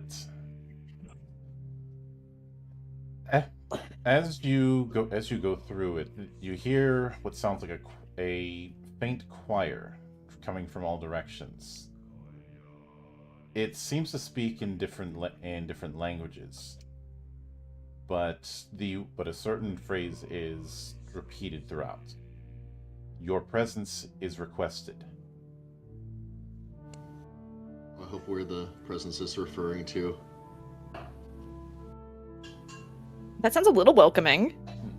Yeah, I mean that might be them calling us out, which would be bad. But I'm just glad it was a request and not a demand. Very polite. I feel like when these guys demand, lightning bolts get involved. So How fortuitous for us, then. agreed. So, if you wish to further explore this garden, that would be a presence skill check. Oh, okay. Well, I've got one untrained rank in that. That sounds like fun. Not anything else. I mean, we should probably look around just to find anything, really. Agreed. Let's see how I do. Whee! Oh, yeah, boyo. Do we already know where we're going? I guess we just follow the voices. Holy Yeah. smokes. The gods want us to roll I guess 19s. I guess I'll roll just because everybody else is, and I don't want to be left Yeah, out. man. Toss them bones. Just know that it's gonna end poorly. Oh, no, come on, you're getting a 19. It'll happen. It didn't. Oh, well. That's still better than you usually roll, eh? Yeah, but it's becoming concerning that my cap is like 11. We can work with that. We can work with that. But, let's see. So you rolled a 20, and Yeah, boy. it was a natural 19. Okay.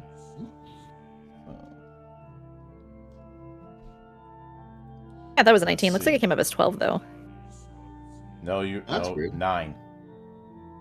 Oh, it was a 9? Wait. I could have sworn it's a 19. Yeah, I thought That's it was weird. a 19. Yeah, I could have sworn too. Joel rolled a 19. You rolled a Oh. Maybe the dice over. 9. It was probably an misrolled the dice. overlap. I'm looking at the log. You can always hover over a die result to see what the what a random number was. Yeah. So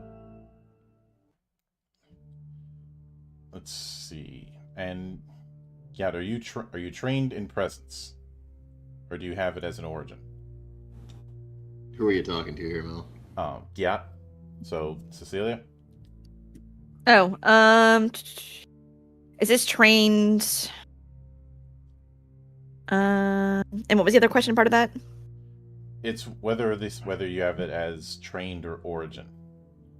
Oh yeah, it's only as trained. All right. So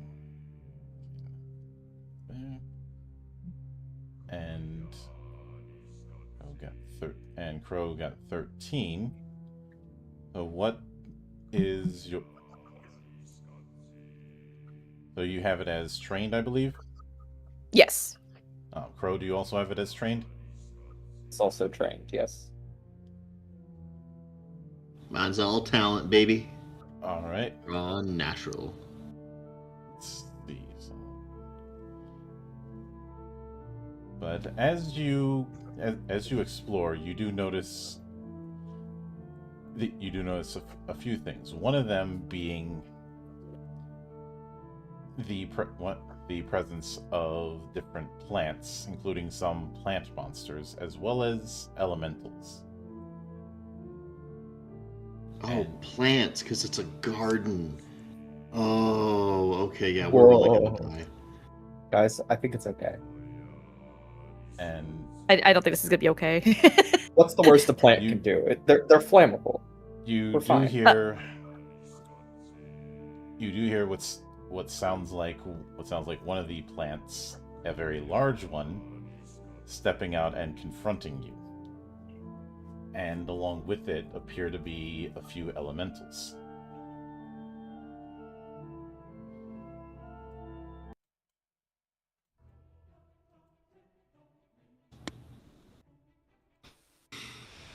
The ominous Plants music element stop does. every time the scene changes. No. Gotta do the battle music.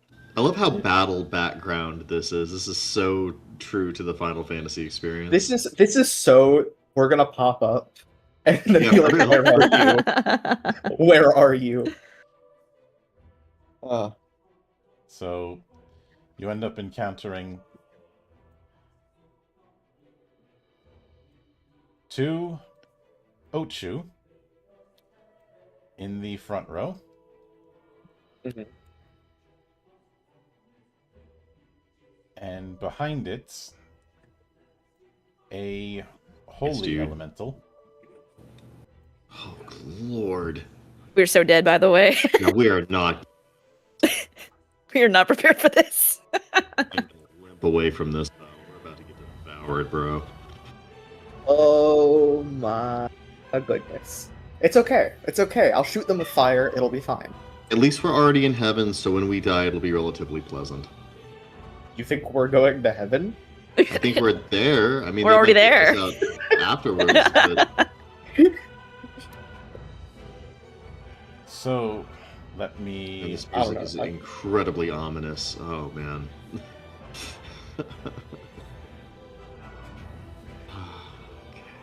Okay. Okay. So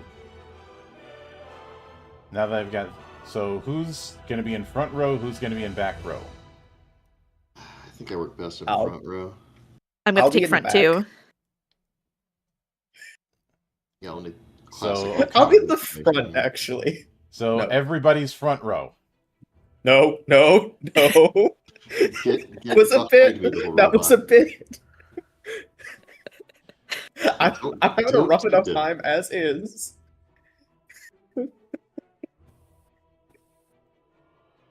So I am Are we assuming tiny or are they just really big? they're really big. Oh, okay. Oh boy. I do like our tokens too. That's We're just honestly little so guys. very nice. They're just silly little dudes. We're just little guys. I mean, compared to the size of these things usually are, yes. Uh-huh. So I need each of you to roll me initiative. All right. Now that's just a D20 in this system? Question mark. There is an initiative button on the sheet. Oh my Ooh. god, I love it. Where All right. is that? Yeah, where are we looking for? Oh, it's Core down abilities and- in core abilities at the bottom. Yep. Oh, in the bottom? Okay. Really? What? Damn, dude. But maybe this is your thing, right? I ended up with something's broken with the button. There's 2 plus marks. In that case, you might have to do it manually. It is D20. It is a plus 20. It is a 20. Oh my It god. says. I think there's something wrong is because normally it would add turn, but I've already Oh, I added see. turn. I see. Oh, there it is. Oh my I gosh, got it's so bloody tiny. 21. Holy smokes. So And there we go. Yeah. I'm in there twice. You did not get a 20. Do No, I that get is 2 turns? um, That's a 2. just a 2. That's a 2. so I have been taken by surprise. wait, how did you get a 20? I have no. It told I don't me even I see have a you- plus. It told me I have a +4. I don't even see the. I got a 16 on the die. Yeah, Yeah, so I put that so in. that would be 20, but that does not mean you're getting an extra turn. I didn't. I don't know why I'm in there twice. You must have double clicked. I don't It's But the second time that's happened, though. See, I think Roll20 hates me. Is the real problem. so let's see. So you got. Oh. So Joel got 21, Oh yeah. and Gyat got 2. So let me roll for the Ochus.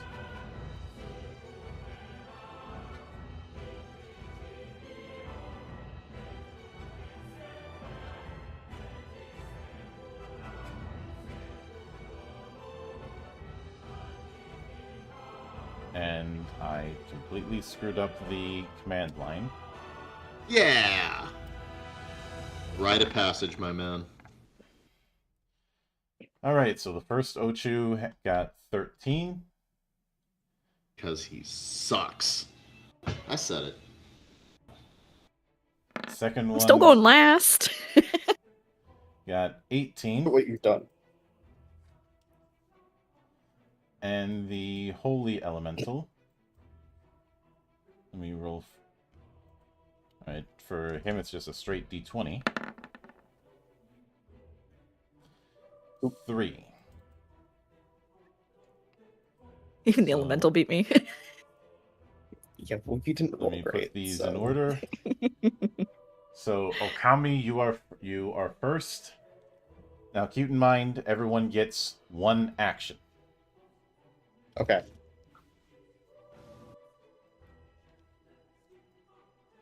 Was I muted? Oh crap. Okay. All right. Am I going first? Not having Yes. any idea what I'm supposed to be doing. Awesome. Yeah. Okay. So. Yeah. So very, very briefly, Mel, since I don't know the specifics of the details, but I kind of get the gist of it, it seems to me that I can like do like a taunt and sort of like have like aggro an enemy, and then we get like benefits against each other and negatives for fighting other people. Mm-hmm. Let me see. I've got a couple other cool things I can do here. I've got boxing, which just seems to be Your weapon Like- attack. okay. That's just me whacking them then. Okay.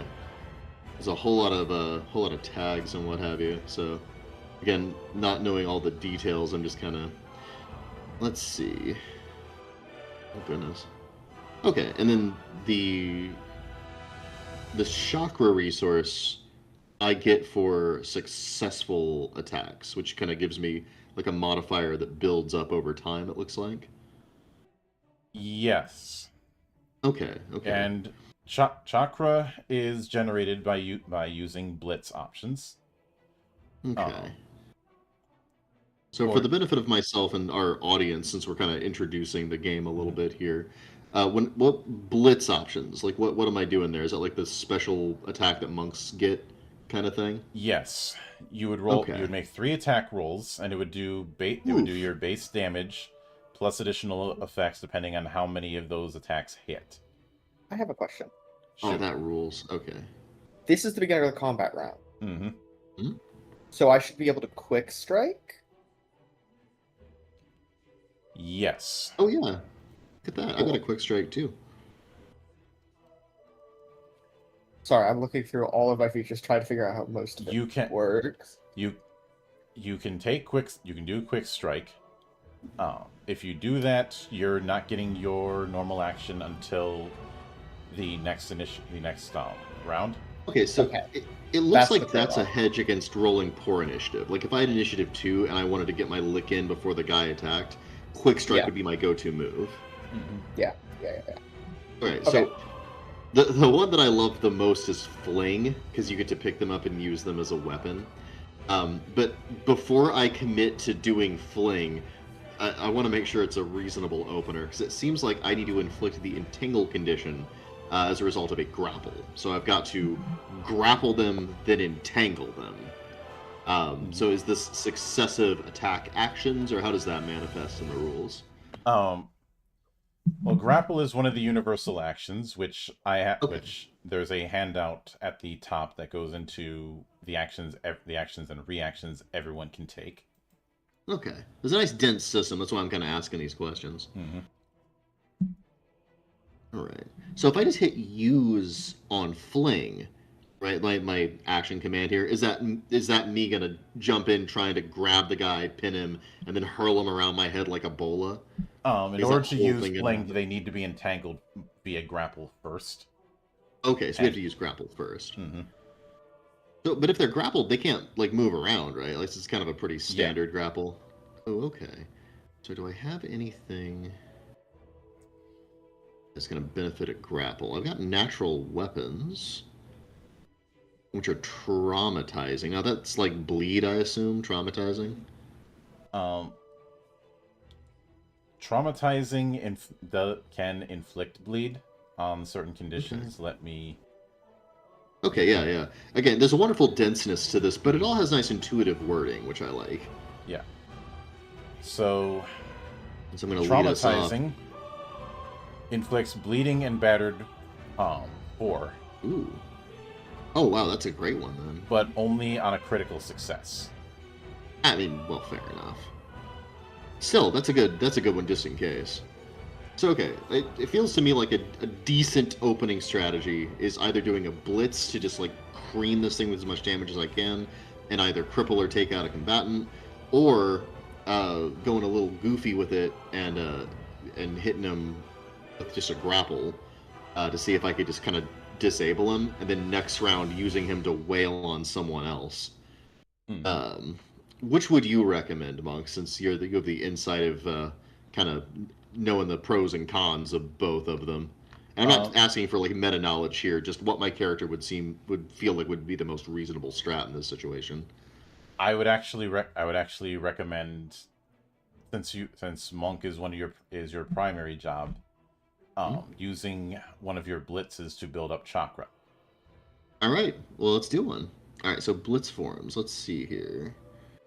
The number of blitz forms equal to your physical combat modifier. I believe Which one of these is a I blitz believe form? so. Yeah, here we go. I've got Mudra forms.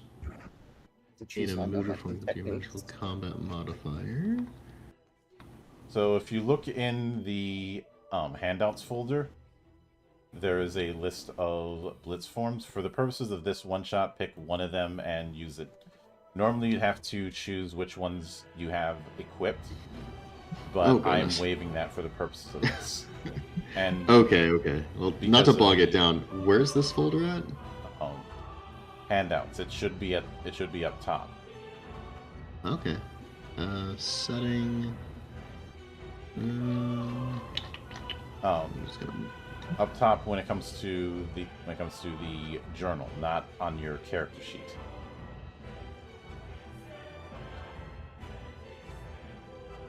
Journal. Oh, okay, here we go. Journal. Let's see. Strategies, routines. Which one was it again? Under the handouts, it was. I've got tactics, strategies, stages, routines, momentum, lunge, and actually geotrances. It is. I thought not it was there, and it's not there. It's okay. Well, let's do it this way. Since I should have already chosen this anyway, and it's a pre-gen, let's do one of your choosing. Again, you have more system knowledge, and you can make something appropriate for the character. All right. Especially given the brawler approach, but I'll have to make sure to add that in later. Sure. Again, like you're gonna hit a couple of snags in a stream, so I don't feel too bad about it. Let's start simple with Crusader form. So you're gonna make a weapon attack roll 3 times. Okay, rock on. All right, let's see here. Now that's a little action on the sheet, right? So let's scroll on down here. There we go. Here we go. Is that boxing here? Yep. Yeah, physical weapon. All right, so let's hit it once. No banes, no boons. Let's see what that dice does. Oh, hell yeah. 15. Boom. Okay, right. It's got the total down there. And I'm just going to do that 2 more times, yeah? Yep. All right, so there's 1. Here's number 2. A left and a right. Oh, 13. Hell yes. The dice gods like my fist. Let's finish it off with a nice kick to the... Well, I don't know if these things have a jugular, but if they do, I'm about to kick it. Poof! Yeah! I was terrified of that one. All three hit, which means you're adding a total of 3 weapon die. All right, so that's D6 for this, yeah? So as a result of that, let me see here. So it is 3d6, but we're not done yet. Ooh, I like the sound of that. Because this is where the extra effort rule comes in. I'm sorry, I'm very excited over here. So let's see. This is a close weapon. And the way extra effort works is for every few points that your attack beats defense, you add 1d4 to the damage. Close weapons add it for every 3 points. Basically light weapons. Medium weapons every 4 points. Heavy weapons every 5 points.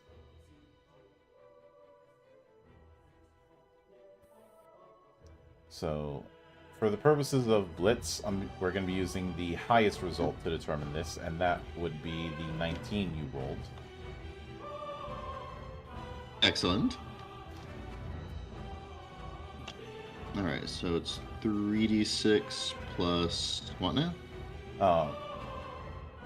Let me see something. Yeah, take your time. Yeah, I love this wonderful, like, crunchy resolution where you're, like, rolling multiple dice. It's got a great density to it while remaining kind of poppy in play. That's fun. Yep. So, again, it feels very Final Fantasy. So this is 4d6 plus 4d4. Oh, Daddy Reiki. There we go. 4d6 plus 4d4. Is that plus that 3 there? Yep. Okay. Is it plus 3 or is it plus like 3 per roll? It's plus 3. You're not doing multiple damage. Oh, I get you. The multiple attacks is determining how effective the blitz is. Oh yeah, okay. Again, very monkish. I like it. So 46 plus 44 plus 3. Well, let's toss them. Oh, it's so satisfying. 28. Suck Is it it, you dead? big stupid plant. 28 damage. And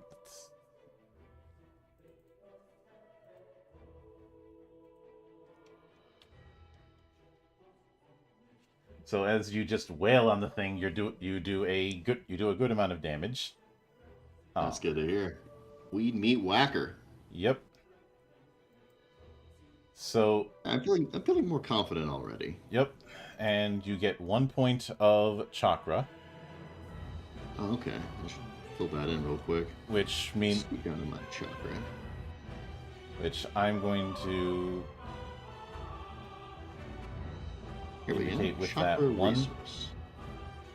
Oh yeah, So- that'll work. Okay. That's so for each point in chakra, you get a +1 to weapon attack rolls. If you Oh, take that's damage, you fancy. lose 1 point of chakra. And Oh, okay. you always spend 1 chakra to activate a mudra. Ooh, that might be a good use of it too. Let me see what my mudra do. However, for the purposes of this, you can't immediately use a chakra that you already spent because mudras have to be declared with the action. Well, yeah, that makes sense. I figured that my action this round would be running up and beating the thing as much as I could. Mm-hmm. So, Hunter, it's now your spot on the initiative. Yeah, help me keep wailing on this thing with your gun or whatever. Which one did you hit? Also, Top one? damage die. It says damage die up by 1, and that's not been applied yet. So would it be a 12? Yeah, it would be. Okay. So I Actually, always let me check something to make sure I'm not talking out of my ass because I multiple was looking iterations. while Yeah. looking while he was doing his turn. It's a long range weapon, so it's a D10 already. Yep. So So- it should be. In that 12s? case, it's 2d10. That's from one of my feats. I have a separate feat that steps up the damage die. That would be your ambush feat, Brigand's Ambuscade, which ambush feats are a subtype of feat that only Okay. activate when targeting something that has lower initiative than you. So everything. Yep. And yeah. So for the both purpose of right now, I have D12s. Gotcha. Yep. Gotcha, You'll be gotcha, rolling gotcha. 2d12. What do I... Should I use my tonic? Using your tonic is an action, so you can't use it and shoot. Yeah. I can't do most things and shoot. Let's shoot, because I want to build up momentum. No, but those have to be successful. I'll shoot. Which one have we hit? Huh? The Who top are we one. beating up first? Top one Gotcha. first. I think it's got like I will- 13 as its. I will follow that Initiative. one up then. With a... Let's see. What are my options besides just shooting it in the face? Where is the... Do I have options besides shoot in the face or not attack? Those are your main ones. There's Cool. the options in the action reference if you wish to choose them, but your go-to given your build is going to be shooting things in the face. Yeah, I'm gonna shoot the top one in the face. All right. What's that? Just a regular regular attack. No boons. That's a natural 20. Oh! Are there crits in this game? Yeah. Okay, how does that work? The dice are doubled. Okay, so it'll be 4d10 plus 2. Yep. Let me. R/4 plus 2. Well, one other thing to note is again extra effort. So let me see. Effort. What is effort? How does this work? So you're adding 5d4 to the damage. Actually, not 5d4. Since it's a long weapon. Plus. There's no way you rolled that well. That's awesome. And then, what is brutal, you're rolling wounding, and you're rolling magnum? 3d4. So brutal has it that if your damage die roll ones, they re-roll. If they roll ones again, Okay. you re-roll them. You keep re-rolling them until they roll not once. Wounding, as long as you do one extra effort dying damage, you inflict bleeding 1. And magnum. Magnum damage spiking 2. So if it had damage resistance 2 to your attack, it would be negated. And I'm rolling 4d10 plus 2 plus 3d4. Okay. And those come from effort. Yep. Which is something I need to keep track of. It is extra effort is something that's generated based on the attack and defense difference. Okay. And then in your case 1d4 for every 5 points. Okay. And then I gain a momentum because it's a successful attack. Yes, you do. Oh, come on. Yeah.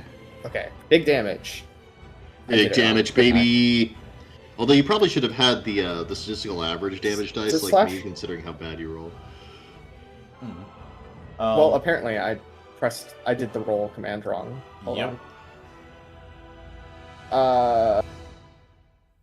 What did I forget? Does it have to be spelled out to like roll? I don't think you can do No. r/. I think you have to put roll /4. No, you need to put the slash first. Ah, I see. /R. 4d10 plus 3d4 plus 2 is big money. Yeah, oh yeah. 12. Did those ones reroll in the not for extra effort, for just for base damage. Okay, that's why did it only roll 2d10? That is a good question. Here, let me roll the other 2d10. 2d10. Come on, big money, no I was wondering how it was possibly that low. Okay, 24 damage. I like that those 2 dice doubled it. Lord. Okay, 24 damage. I got 1 momentum. That's me. Yep. So now it is the top Ochu's turn. He's not in a good mood, I imagine. Oh god, what if these were the welcoming party? We might have screwed up here. Welcome to heaven. Oh god!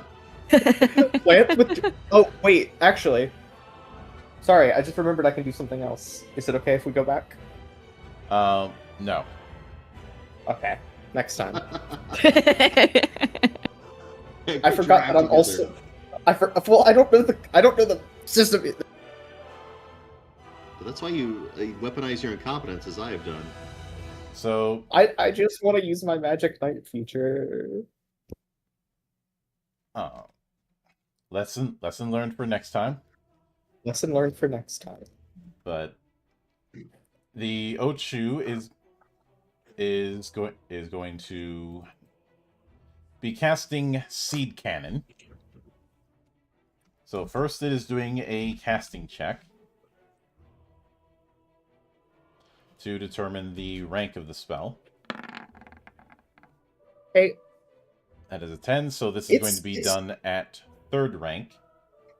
So now for its spell attack, and it is going to be targeting Okami.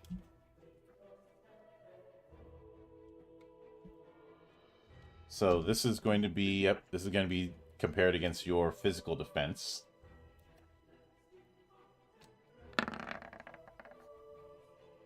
So does a 16 beat your physical defense?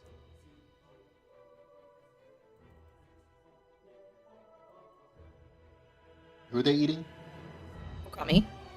Oh, that's me. They're Okay, let me see. not eating, shooting seeds at you. Oh, You're gonna that'd get be shot. So much worse.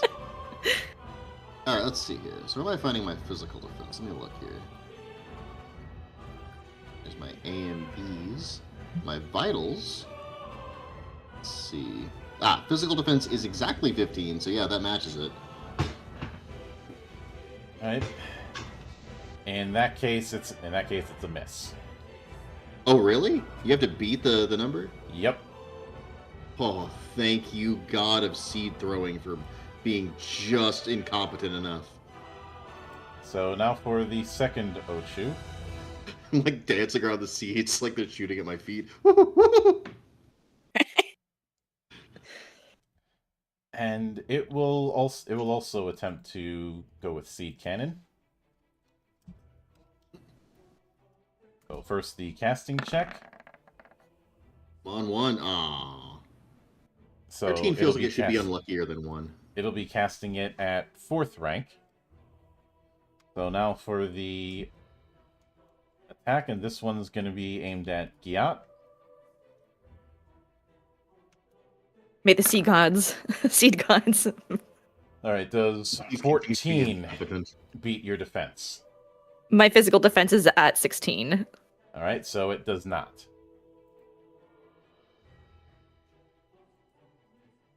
And now it is your turn. Yeah. Quick question. What do I want to do?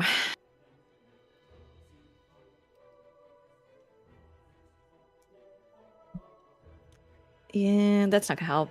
I have a lot of buffs.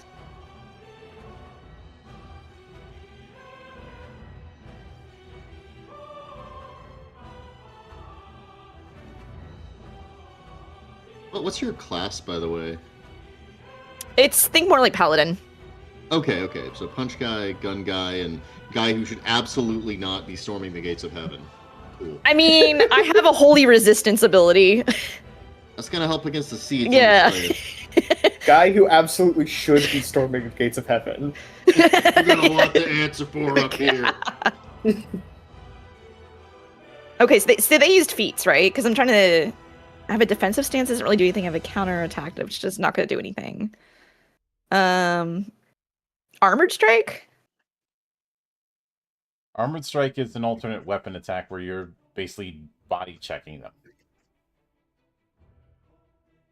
Okay, so I could just do like a regular strike because there's not a lot of there's not a lot of like actual attacking I can do, I don't think.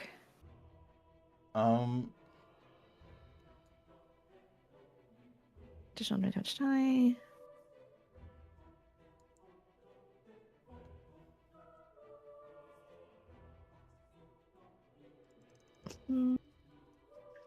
There are. Just cover. Remember that.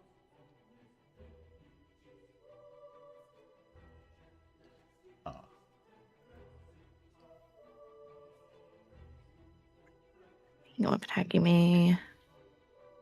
Okay, so I don't have any soul power yet, so can't use that one. In this case, you could attack or you could cast light. If I cast light, because there's like an MP type situation, right? Oh, ether. I didn't even think about that. Yeah, I didn't grab any. I don't know why I didn't. I should just grabbed either. I'm sure we'll be fun. I mean, I might as well try. Just like try different, you know. Where is light? There it is. Single target, any row, 1d8 damage. Yep. Okay, so the weakest one is up top. Yeah, we gotta fry that guy. I'd like to reduce their action economy by next round if possible. I mean, Lord knows how much freaking hit points these things have. But you can cast light, or you can do a weapon attack. Yeah, I would want to do a weapon attack with it. Correct. That'd be kind of. Yeah, what's the most damaging option you have? I guess is the question. Is light going to be more damaging to these things? Well, it's only gonna roll 1d8 1d8 of damage. What's the kinda actual weak. just regular attack? Yeah, it's not very strong. My weapon attack's probably a lot stronger, honestly. Or if you've got like support powers, you could buff us. Like we're doing pretty great damage output so far. Like my little triple attack thing is nuts. The problem is if we have to fight an eldritch god of some sort at the end of this, do we really want to use a bunch of buffs that I won't have later on You know, But- That's why I'm like how much mana do you have? let me take a look. we could ration this out. Because I'm not even a caster, and I have like 14. It's 16. Yeah, Like That we're seems we're fine. probably fine. yeah, we'll be If Okay. you use some of it now. Okay, so let's see what I got here then.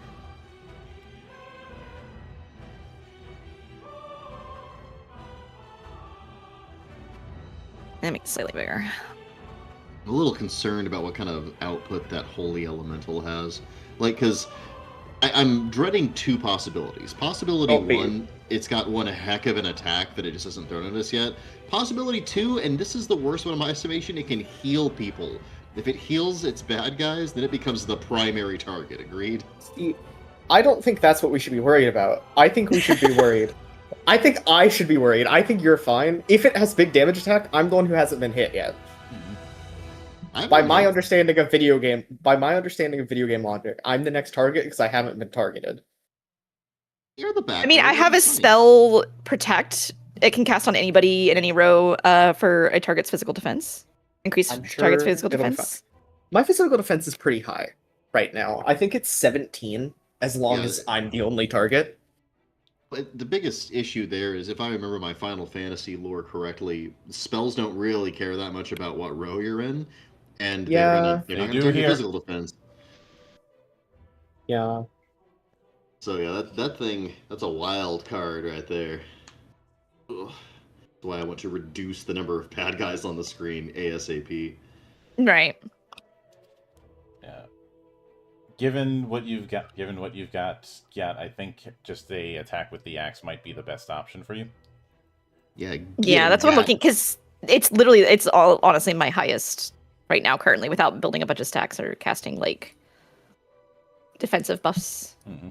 Okay. I love that you have to. Everyone has to build up their like special resource. Yep. Okay. There's my weapon attack. Okay, so I just roll for the attack first and then damage after. Yep. I really hope. I believe in you. I don't know, man. You guys put out some. Sorry. I was not made for combat. That hits, but you're doing just base damage. Maybe the thing has 2 hit points, man. Roll high. So just base damage. Hold on. Mm-hmm. Is that just one singular D8 with no Yep. multiplier, like no added? Okay. So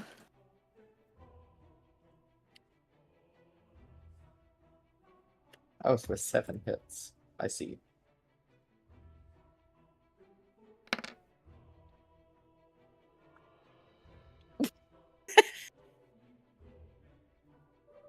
Three. So that's a total of 6 damage. And now it is the Holy Elemental's turn. Oh god. Brace yourselves, people. I am braced. I bet you it's a holy elemental, huh? It is a holy elemental. Maybe that elemental Ooh, oh no, that's a D8. Oh, I don't like that.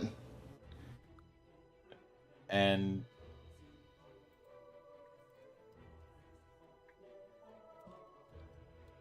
Ah, the suspense. Oh and god. you do Oh see god.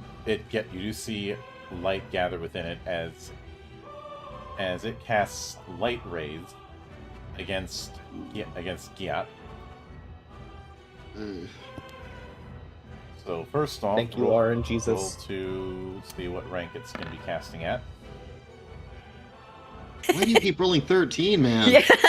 What gods did you pray to? It's such an unlucky number.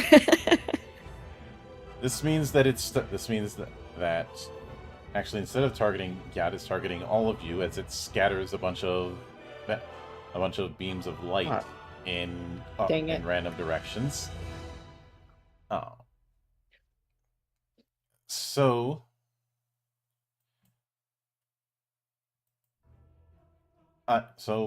because of that, we are gonna make one check. We're gonna make one check. And this is going to be checked against all of your defenses. Oh no.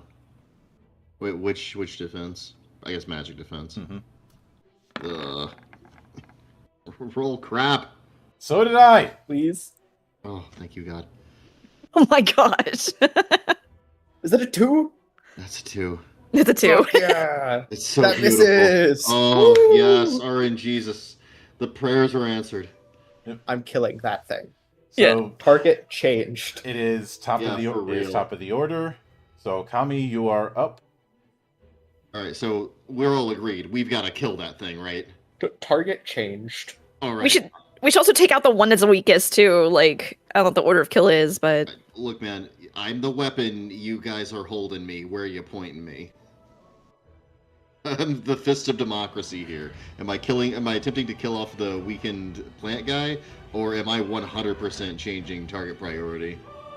I mean, you're like our biggest damage dealer, so maybe you Exactly. change target, and then we'll attack the weakest one to Hey, see if we can clever. get. All right, I am going to give that holy elemental 3 fistfuls of wolf monk. All right. All right, so I'm just going to do the same thing I already did, because I'm taking damage, right? So I get a +1 to these. You get a +1 to hit, not to damage. And then I'll take the +1 to hit. Mhm. All right, because all you got to do, you just hit the little attack throw here. And there's no boons, right? Yep. So we just hit submit twice. Now, is this number I just rolled going to be beefed up by 1? Is Yes. that right? Okay. So So here's my 16. first one. Yeah. And then we'll do the second one. So we get the left hook, the right. Nice little jab in there. Wow, that's a hell of a jab. Good job, Mhm. Okami. All right. And we'll finish up the routine with a good old sweep the... Well, not leg, but whatever this thing's got going on down there with all its little spindly deedlies. Mhm. All right, sweep, baby, sweep! Come on, come on, come on, come on, baby! Not my best sweep. All right. All right, so you tell me how well I did. So that's 2 more. You got 2 more weapon die because you got 2 successes. Okay, so it's 2d6, right? Yep. And Plus- let's see. 3? Oh no, it's the d4s too, right?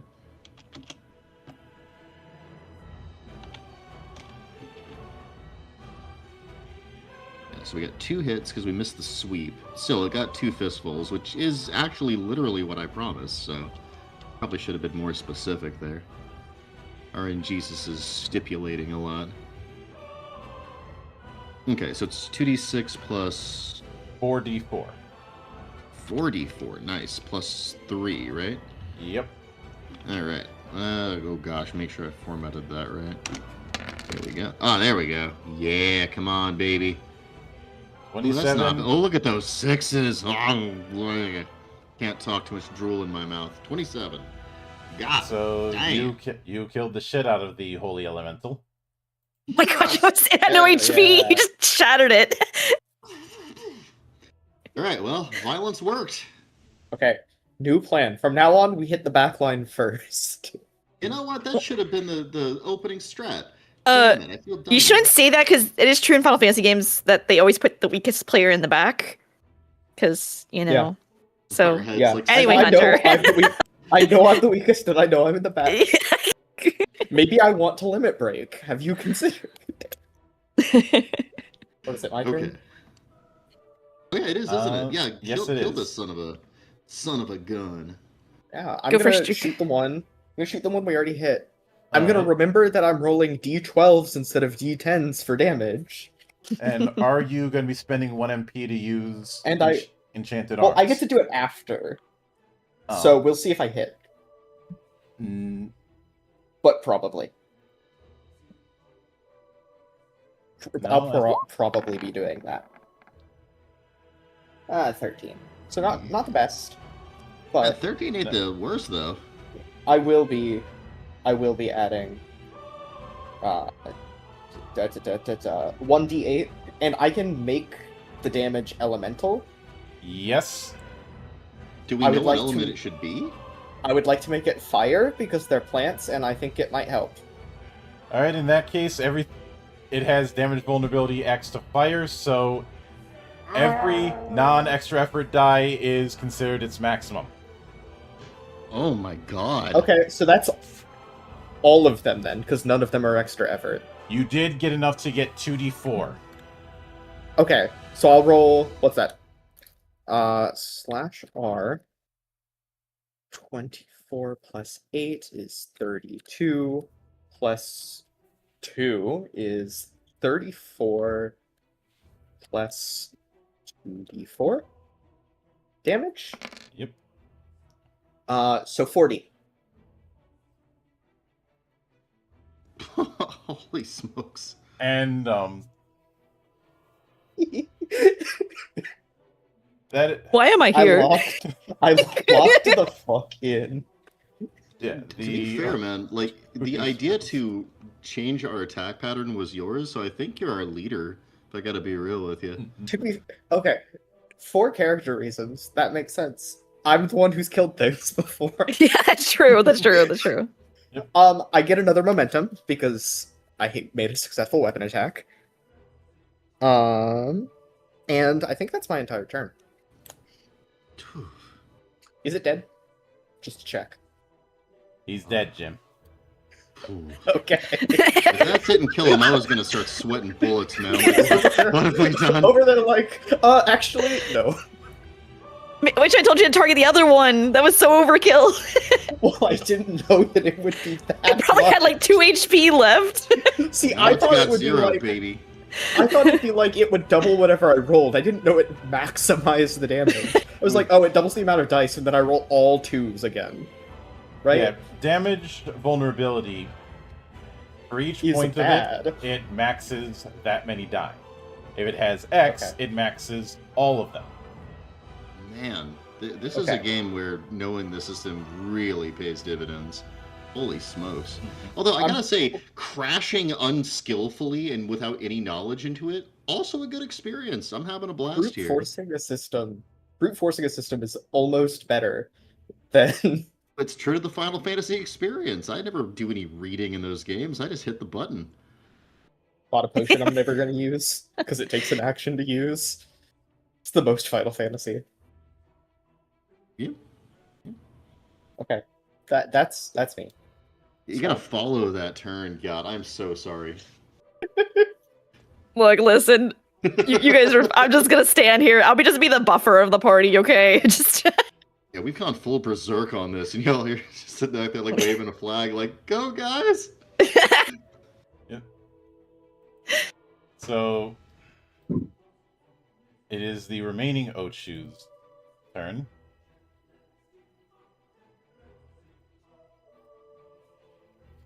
And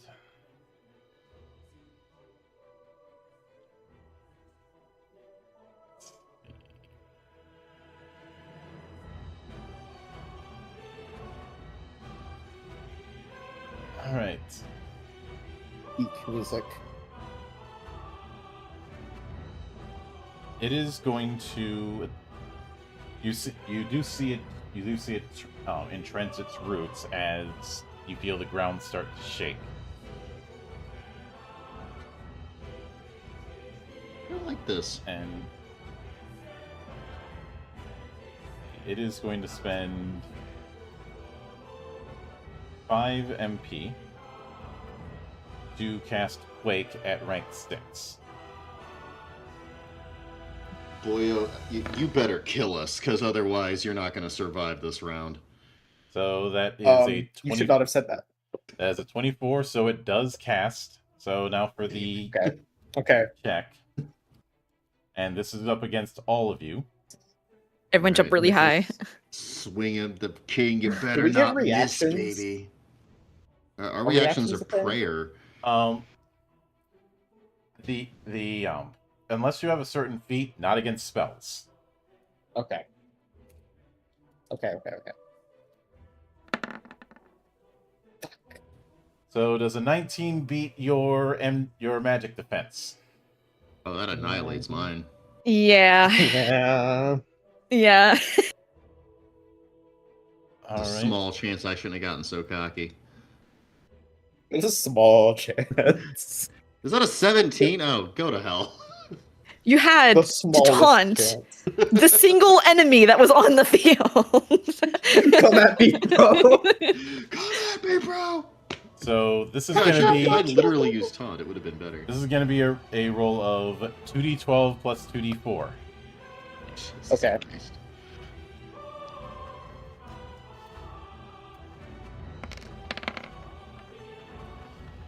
Fuck.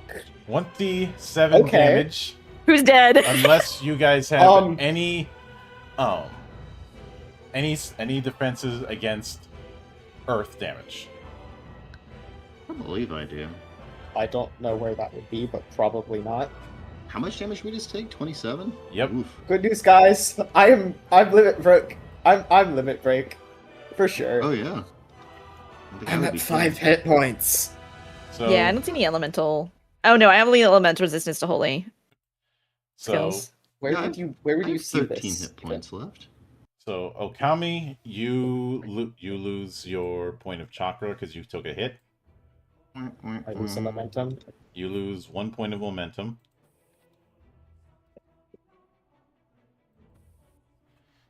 Also fucking dead. And Did you die? No, but I'm at 5 health, which is basically dead. This would be a good round to use that potion we bought. Yeah, you guys use your potions, and I will shoot the plant.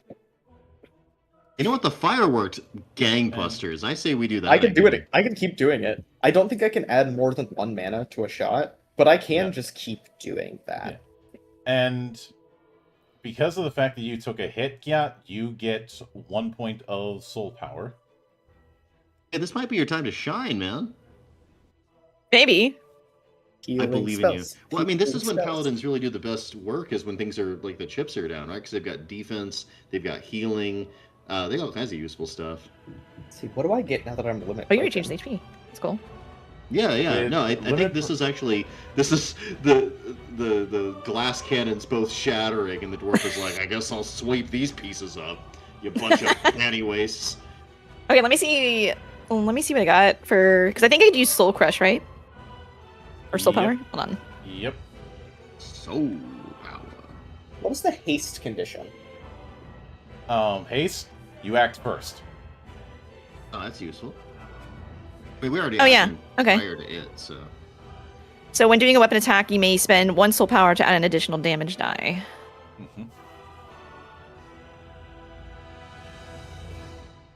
So do I just do like a normal attack, and then depending on if it hits or not, I can add just an additional die to it? Yep, that would cost 1 soul power to do. I'll take it. Okay, let me see if I actually... If I use it and I miss, does it still get used up? Normally, Or I is would that say after? yes, but I will throw you guys a bone and say no. We're getting our butts kicked. I think we'll be okay. Probably. So we'll find out. Okay, so I'll Oh. swing with my axe.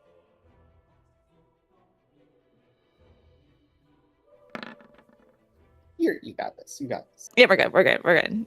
I think. Alright, 19. So let me.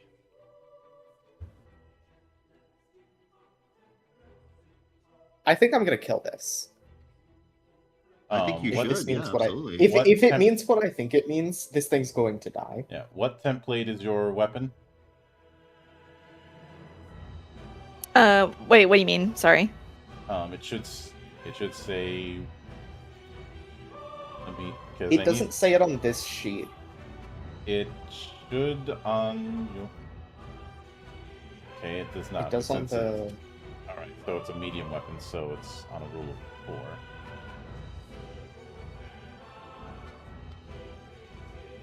So, in addition to doing the 2d8, you're doing 3d4 in damage. Please. Okay. And you lose your 1 point of soul power. And +3 for each 2d of 8, or just the +3 after? It's 2d8 plus 3d4 plus 3. Okay. Okay, guys, let's see. Yeah. See if I can do anything. Woo! Come on. Okay. Hell yeah. I tried. Yeah. Okay. 22 damage, not bad. Not bad. I think I'm next because I have haste. Yeah, because you go first. Because of my limit break, I have haste. Because I have a momentum. Sweet. You have Actually, 4 Um, potential limit breaks. You can Oh, activate do I have to choose one one? of them. It lasts for the rest of the Huh? encounter. You can't activate any of the others. Okay, so I Oh, choose one. sweet. I choose look at a one. limit break. I see. Yep. What does Ultima Arms mean before I choose haste? What does the damage dice are treated as the damage of a 9th rank spell? What does that mean? That would, if it's a 9th rank spell, if it's the damage dice of a 9th rank spell, which by the way, if you do this, that means you spend 2 MP instead of 1 for the effect. Yeah.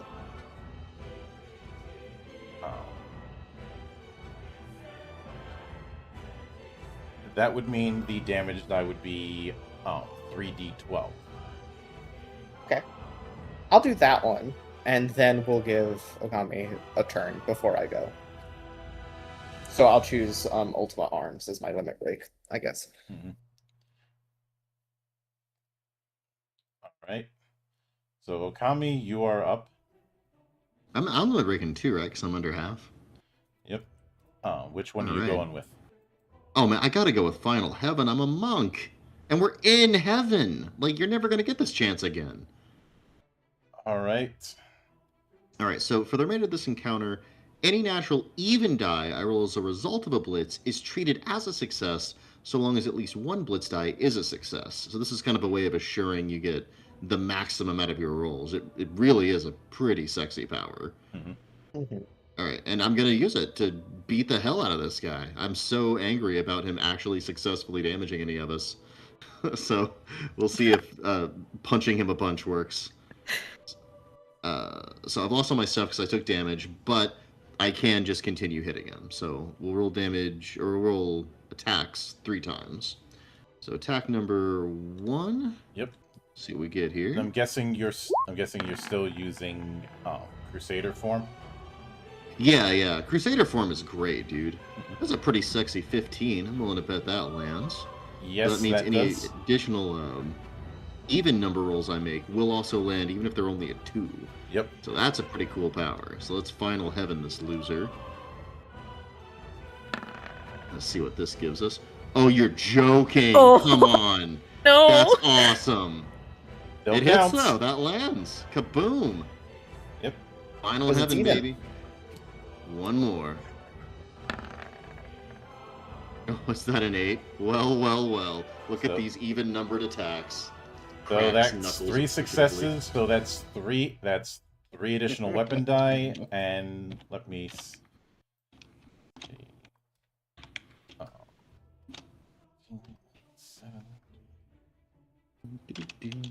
With 4d4 as well.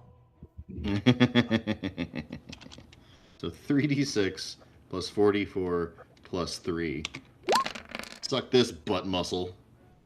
Are those 6s? Oh, oh my god. That Okay, is well. 28 damage. Yeah, that's. I told you, man. You swing at the king, you better not miss. Is that the express lane to? I'm gonna send It's this bitch Thanos. to hell in a wheelchair. So, Thanos going, you should have gone for the head. yep. So Hunter, you're up next. Am I right in my assumption that my momentum will disappear at the end of the fight? Yes. So I can use it on sure kill then, Yep. and that'll be this attack right now. Mhm. This is anything to use it on, then, brother. I'm gonna overkill this by so much. That's the I also condition. any consumable I use will come back at the end of the fight. Yeah. Though using a consumable Okay. is an action. Okay, so even if it's ammunition, that would be use it and then the next attack. Yep. Okay, then I will use my momentum to sure kill, and that will be right now. I'm gonna roll to hit. And we're going to hit by a lot. And then I'm going to use 2 more MP to Ultima Arms Fire. So it'll be 24 plus, what's that? 8, 16, 34? We have now entered the fuck 24. out. So 24 plus 24. 48 plus 2. So let's see, You know what 20 48 plus 2 is. Slash 20 R 50 plus how many d4s do I get? 3. 3. 3d4. Yeah, I do 56 damage. Yeah, that is one roasted. Oh, oat actually, shoot. I missed one of my d12s, so it's actually 68. It's even more than that. It's actually 68. Sorry. It has negative 30. It is well and truly cooked. Wait, cooked? Does that mean you can eat it? Well, it is currently on fire, so Mhm. wait for it to cool off. Yep. Could pull a delicious in dungeon here.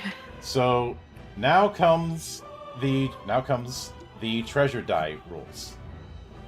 Okay. Ooh, we get treasure from a die roll? How deliciously old school. So I'm going to be making a set of rolls. For each one, you get that amount of stake. Okay, so Ooh. can we switch the soundtracks? We have... I mean, I think this is fanfare worthy, right?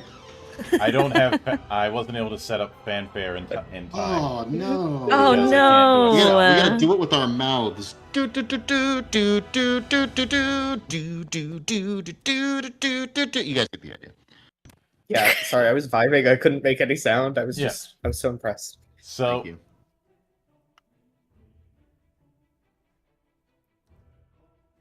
So let me. Oh, I like how many dice that is. I don't like what they rolled though. what is this, Mildred? Come on, brother.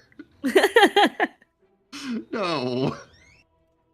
So first off, for the Holy Elemental, you guys get 10 stake 10? Each or to split as we want. each. That's gotta be one 10 each? Yeah. And this is steak? Yep. Give me that tasty Ooh. steak. We're getting so much steak this session of so many varieties. I like steak. Yep. I know the permutations of steak and cooked. So Amazing. We gotta don't jinx it or we'll have to fight a vampire in heaven. I will say every single time I've opened my fat mouth, we have paid the price. So yeah. Just try and kill me. Oh So God, you're killing me. for the Oatshoe, first one 14. I love the first 75% Second of this session we were total goofballs, and then the last 25% we were stone cold 25. killers. So Give it and just lock in. It's okay. As soon as combat happens, my rolls get better. This is a consistent real. trend among everything I play. so you all get a total of 26 stake. Holy smokes. Incredible. Is that a 19? Oh, I love it. Ah. Sorry, I'm watching the I'm watching this on YouTube. So let me move you guys back to the grotto. We should That's probably heal. I'm very injured from the earthquake Well, the magic plant unleashed. here's the thing. Between battles, full heal up. Oh, for real? Yes. Oh my man, goodness. That's great. I'll take that. We don't get our mana back, but No. or I do we? said Okay. full heal up. Oh, well, there you go. So yes, we get our mana back. Y- Yeah, well, we are Yeah. in heaven, so you know. Cool. Cool. So as you continue to explore after your encounter with the local fauna, roll presence once again. Okay. Ugh. Boom. Presence. Fuck. Oh, I'm really immediately upon exiting combat. I told you. Combat is my safe space. You've got to be kidding me. You're the. Please don't have any more plans. Combat. End of Please stop combat. putting plans. So Oops, all holy elementals.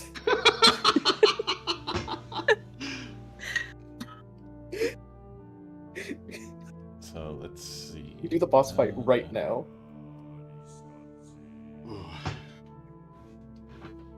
So Stand up for a second. My butt's getting tired from sitting. mhm. So as you continue onward, you do see other types of plant life that you are glad you're not facing. Mhm. Yeah, I wasn't a huge fan of Quake. Yep. But I'm you not a see- big fan of the plant life. You obviously see other Ochu, but you also see that this place has Mandragora, Treants, and Cactuars. One of- Cactuars. One of them seems to approach you, but then just before you can ready your weapons, it runs off. And Oh god, yes. Ugh. It's a real Cactuar. uh, Farewell, little friend. and because it ran away, you don't get any treasure. It's fine. Hmm. You know, it's fine. I do not want to get needled today. That wasn't on my list. Hmm. And who had plants in heaven on their bingo card? But We should have seen it coming. eventually, Really? eventually, you come across what seems to be the garden's equivalent of a center square. What looks to be a garden with a large indent, almost like a garden that was built in a giant bowl or a cradle. As you approach the center, a figure of light seems to appear. One who, as the light dissipates, looks like the stereotypical angel. You know, a humanoid with blonde hair in a long robe with white wings. Oh man, I was kidding about the whole angels and devil thing, but now I'm actually legit worried. Oh, I'm sure we're gonna be fine. I think We'll grab that on your tombstone, buddy. No worries. Optimism is key. Thank you for gracing the garden with your presence, it says. Although even though it's speaking, its mouth isn't moving, and it's about as unexpressionable as Hunter. It simply says, If you would wish to receive my blessing, I must first ensure that that your faith is not misplaced. And this is where we get to explore a different aspect of the system, that being the skill games. Yeah, I was checking those out in the core Ooh. book. I'm excited about these, dude.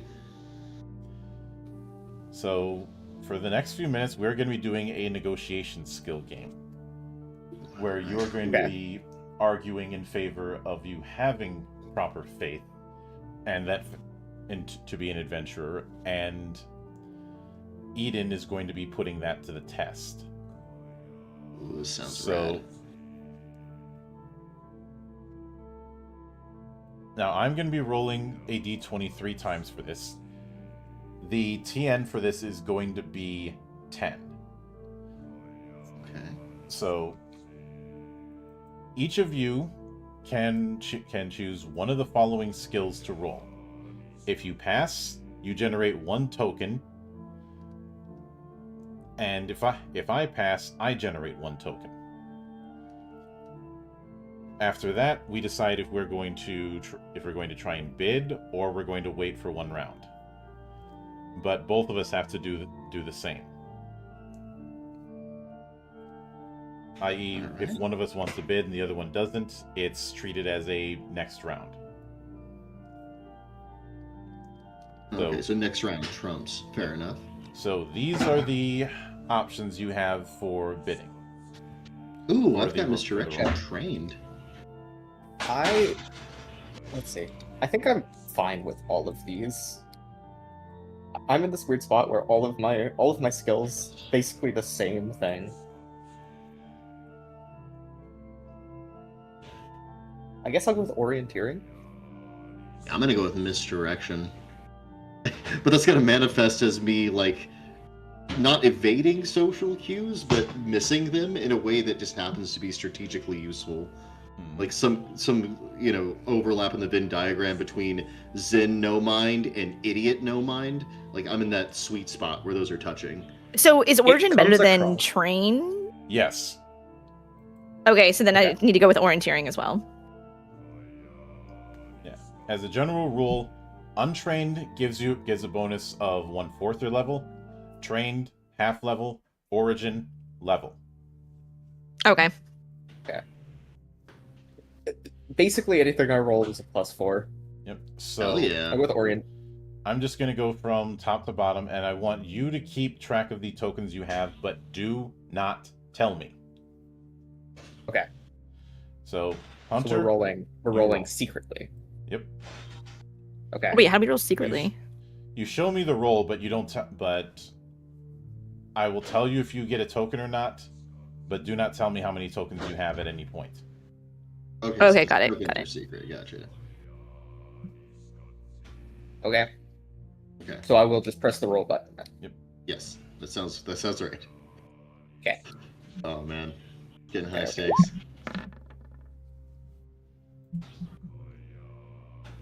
Eh? No dice. Dang it. You just couldn't orienteer, could you? Here, let me try to misdirect him with my perfect idiot enlightenment mind.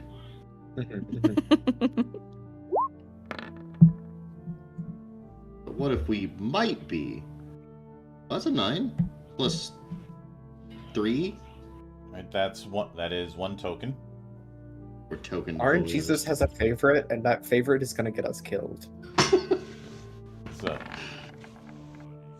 Oh, come on. Ah, I was so close. and that's 1 more token. Ooh, that's good though. And I'm going to be doing the same thing on my end.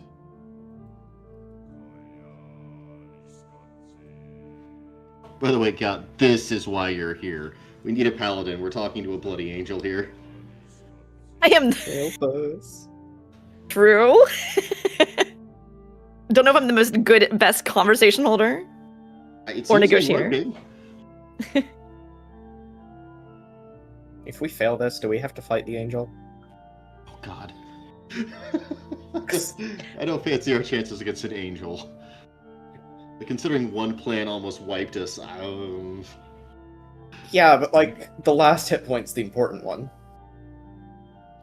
somebody plays Magic the Gathering. Somebody plays And aggro that was not exclusively. supposed to be- Gathering. That was not supposed to be done in that form.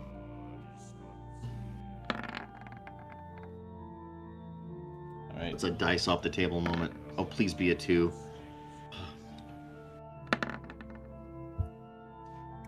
Ooh, I don't like these numbers. Alright.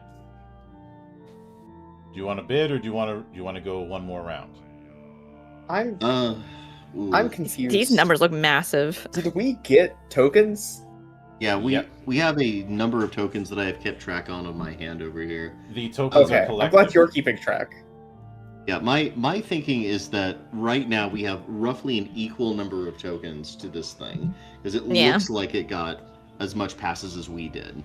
If we go another round of more or less average luck, RNGesus be praised, we might be able to pull ahead of it. So I say we Okay. go another round. I don't feel confident that we can win now. No, I think we'll be tied now too. Yeah. And I'd really rather Okay. try to stack the odds in our favor. I don't even kind of know what the numbers are because I'm not sure I understand what's going on. Well, this feels kind of like the 4th edition extended skill checks. Like this got some DNA from that. I get it conceptually. I don't remember any of the numbers. Oh, okay. Well, I've got our tokens on my hand here. I which trust you. Is invisible to Mildra, but very visible to me. Mm-hmm. So, okay. Yeah, I say we just... Cycle a through. little more Zen no mind will help us here. Mm-hmm. Those are all good points, but have you considered that on a long enough time scale, their opposite might be true, therefore negating them? Come on, Jorge Borges. Your weird inside-out logic, carry us again. Oh, do I get a 13 this time? Hell yeah. Ooh. No, that's it. You rolled a total of 16. Nice. So that is 1 token. Alright, we're tokened up. Okay. I'm gonna go with misdirection because it seems to work better than orienteering. And because the bonus is the same for me no matter what I roll. Yeah, try It's just a what I dice. just did. It's a dice thing now. Let go your mind, my little mechanical friend.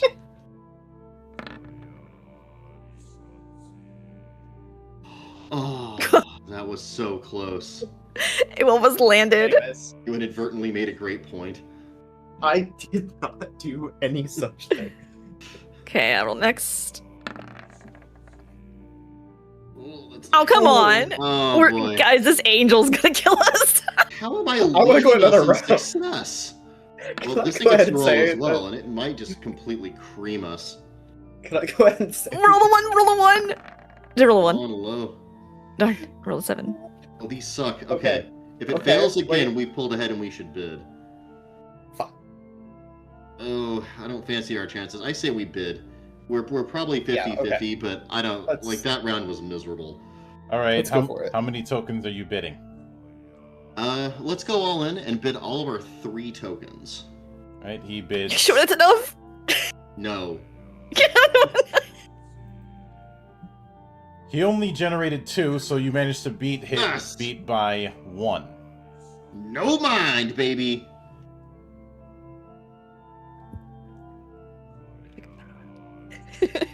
Look, we've got the dumb part of dumb luck down. Damn right we do.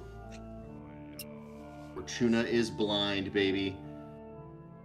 So Okay, so what happens now, Mill? We outbidded this guy because he got cocky. Or maybe we got cocky, but it just happened to be correct. the angel appears to, you think, smile, but it's impossible to tell. It's impossible to tell on his expression. You know, kind of elbow the little robot guy, like, "Hey, is that a smile? I can't tell when there's no expression." Yes, obviously. What do you Oh, mean? okay, yeah, thank you. Your methods of faith are certainly unusual, but I do not see any harm in them. That's just what my mom said.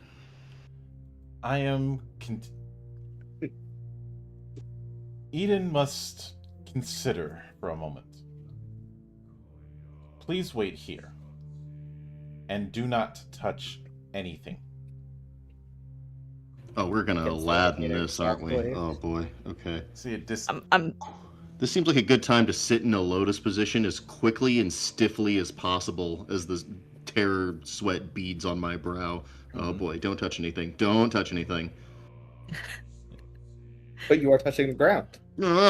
Don't tell me these things. You have already Yep. failed. Why are you worried? After several This is what my mom minutes, said too.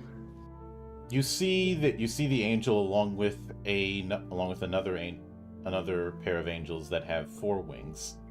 Each of them saying, "Eden has reached its conclusion. Despite the unorthodox means you 3 have, You have been deemed of sufficient devotion, and I hope that devotion carries you into your studies. Would one of you please step forward? And the This is angel all you, Paladin. immediately looks at Gyat. Yeah, this is going to be all Paladin. Oh man. Okay. Step forward. Just as like slowly and not to make them upset in a very just gentle way and not touching anything. Very demure, very mindful. Very mindful, very, very aware. Yep. Very respectful. Oh, God. Oh, things that beat the gods and replace them. Not gods.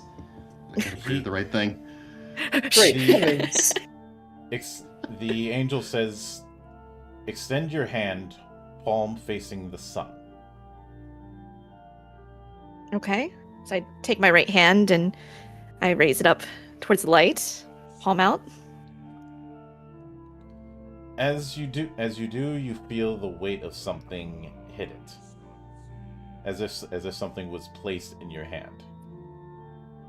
When you look, you look at it. You see a large medallion that looks like it was made out of crystal and cut by a gem cutter of some form. Essentially, a gemstone that looks to be in the shape of a large coin. And when I say large, this is less a coin and more of a medallion. Like it is the size of a adult's fist in diameter. Okay. And on the thing are certain etchings, including what looks like a pattern within the structure that depicts what looks like a pair of hands clasped together. At which point you hear that same choir that you heard this entire time say, receive this symbol of devotion, and use it and carry it with you as you are welcomed into the ranks of Agito Arcanum. Thank you. May your faith be rewarded. Farewell. At which point, okay, a light surrounds you all, and you are back at the entrance of the garden. Oh, thank goodness. Let's just leave before we make them angry. We can somehow get back in there. Yeah, I think we managed to succeed somehow. This is a good time to go. That went very well. Congratulations. You're officially the best. You know what? I think we're all the best. Circumstantially, temporarily. Let's read. Let's leave. And eventually, you do leave the grove that you had found, and find your chocobos where you had left them. Based on the position of the sun, it looks, even though you were in the garden for a few hours, it only looks like a few minutes passed here. The sun is in the exact same position, relatively, that it was when you entered the grotto.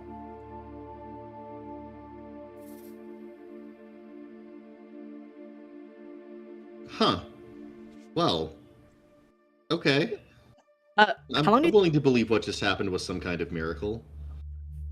How long were we in there for? We there for a whole 24 hours?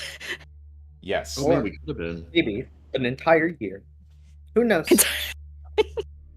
Oh, Let's return. We're supposed to be done quickly. You were in there. You were in there for several hours, but in the real world, you were only gone for about 5 minutes. Okay. But I guess we return. Yeah, let's go back. I think we've succeeded. yeah. As you return, it doesn't take long before you head straight back to the office. At which point the receptionist there says, You must be the prospects who got sent out a little bit ago. You certainly didn't take long. Did you? That's relatively true. Were you able to obtain the approval of an Eidolon? Yes, and I show them the medallion. The receptionist looks at it, examines it with a magnifying glass. Says, "This is acceptable. I will register that you have gotten the approval of Eden." Whew, C grade, baby. Squeak right in. C's get degrees. If you'll follow me, we will set you up for your proper orientation.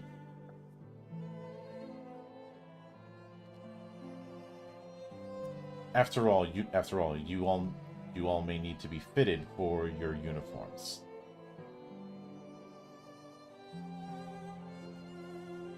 All right. At which point you are guided into a set of what appear to be fitting rooms. Oh man, I'm not gonna be able to keep the grin off my stupid dope face. And just for the sake of reference, and because I can't set it up as a actually, know what, I can. So let me do that. I was like, should I send it straight through Discord, or should I send it through? So Either one's fine. I'm going to set this up as a handout.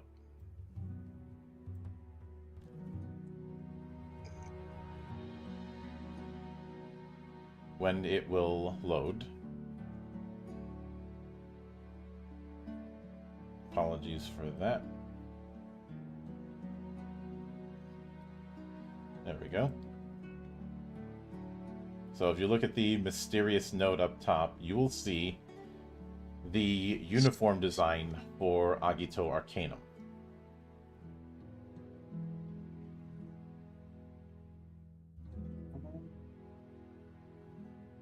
I'm gonna try to mess with the interface so I can see that. I don't see it. Let's see. And I know why. I know why, because permissions. So let me. Yeah, here we go. There it is. There it is. Ooh, fancy. So this is the male and female version of the uniform. I gotta trade my armor in for a skirt. Ah, loser.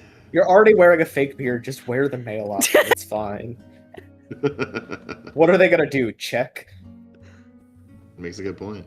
As regarding that, you do hear the tailor chime in saying, "You do realize that's not normal cloth, right?" It's a normal cloth. Well, obviously, it's colorful. The clothing isn't sourced to be able to call upon the appropriate armor when needed. It is kind of crazy how much this is just the plot of Final Fantasy VIII. You know, so far? A little bit. A little bit. Oh no. Oops, it became a campaign and now we're doing all of Final Fantasy VIII. Oh my god. But after you are measured by the tailor that is assigned, you end up getting fitted for the uniform. And miraculously, they do have uniforms in your size, hence, the tailors.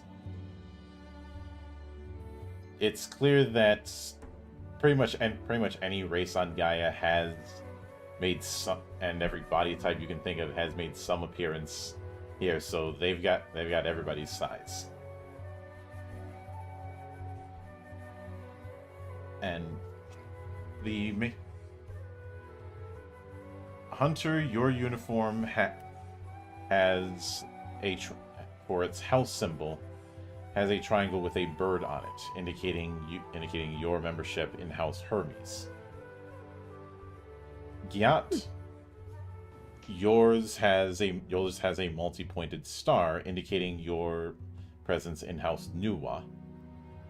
And Okami, yours has two hands clasped together, indicating that you've been admitted into House Titan.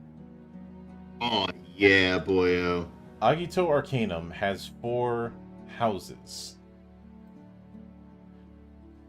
These have their own areas of expertise, but education in the school is general. And I'm going to share this directly with you on Discord. Ooh, show me.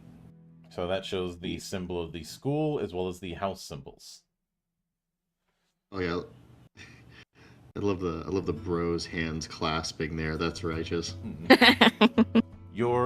Unlike the image shown, your uniform only has 1 braided chain. Mm-hmm. But after you all end up getting dressed in the new outfit, and everybody sees Gyat without the beard. Wow, you look good when you shave, man. Oh, I feel so naked. I'm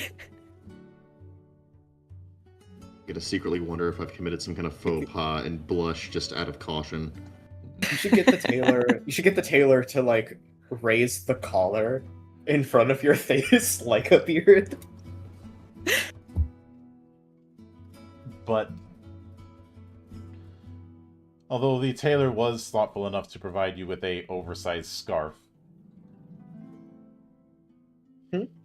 Oh, with the what? Sorry, cut out. What? Gyat has a oversized scarf. I'll take it. Okay, yeah. I'll take it. Can you send the uniform design in Discord also? Yes, I can. Thank you. Yeah, those are pretty fancy. But eventually, after getting dressed, you are led to what looks like a presentation area.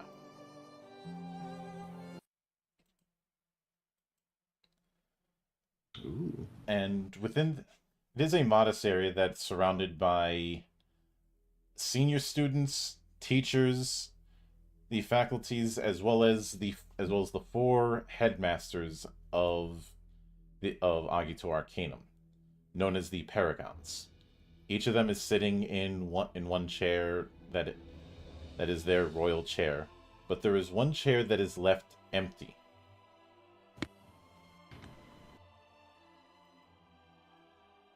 At this point, a young woman who appears to have the same blue hair as the guide that you saw earlier, although this one looks to be a bit older and her hair is more grown out, approaches the middle where you all were standing, stating, "For the past 300 years, this place has served as the beacon for those looking to perform the path of adventuring. Raising from a group of adventurers who simply wanted to share their wisdom with future generations, it has evolved into this massive school that is a representative of the future of Gaia. Now, I'm not blind to the fact that more outworld incursions have occurred over the last few years. And in these kind of times, adventurers are more needed than ever.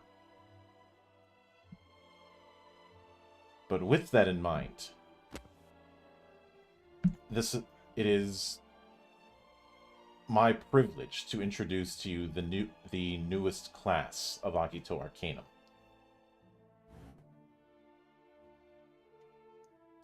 At which point you're guided to step forward. As you do, the people who are now your seniors give you an applause. Oh man, this is kind of. At which point the headmaster simply says, "Welcome to the first step on your path to becoming adventurers. Welcome to Agito Arcanum. Here your journey, your destiny, will be set in motion."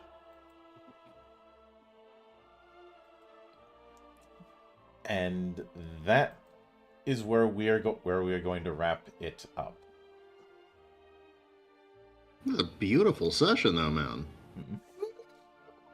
Everybody clap. It was great. No, yeah, that was really good. Great Like- system, great session.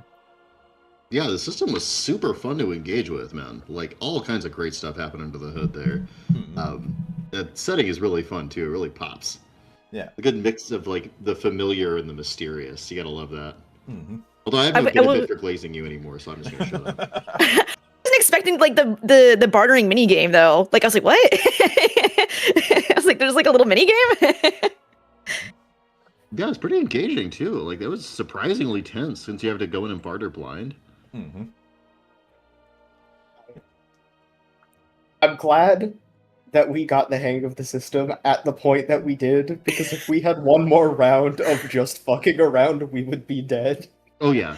Yeah. We locked I in gotta- at exactly the perfect moment. I gotta ask though, are your backs okay?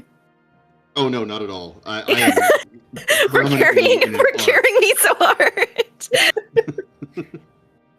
No, but that's not on you. That's just the joint pain. Mm-hmm. Okay. Yeah, this is 100% posture related, my dear.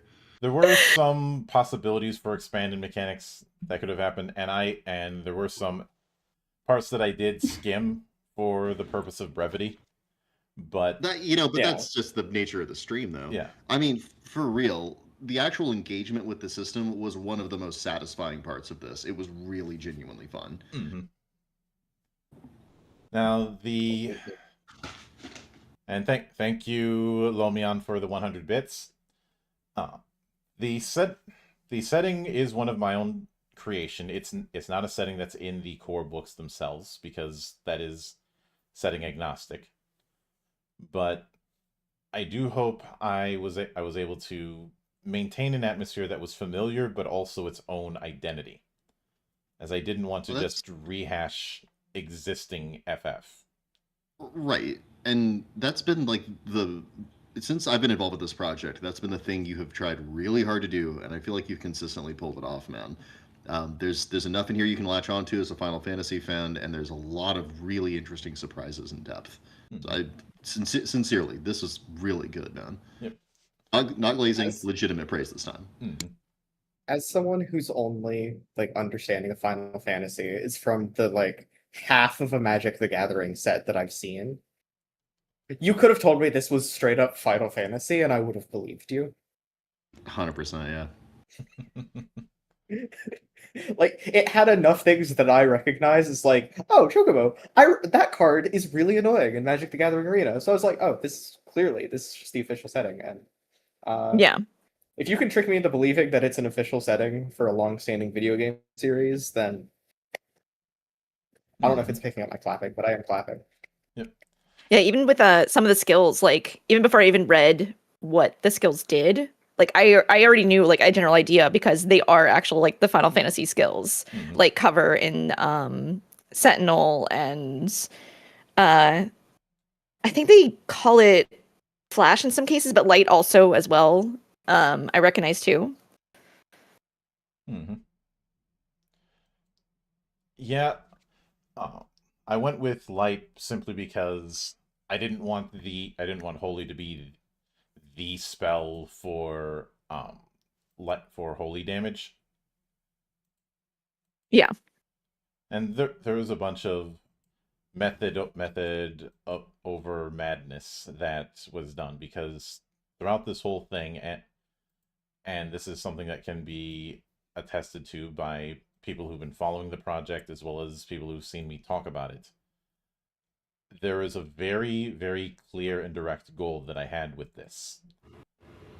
And that is expressed through the pillars that are discussed in chapter 1.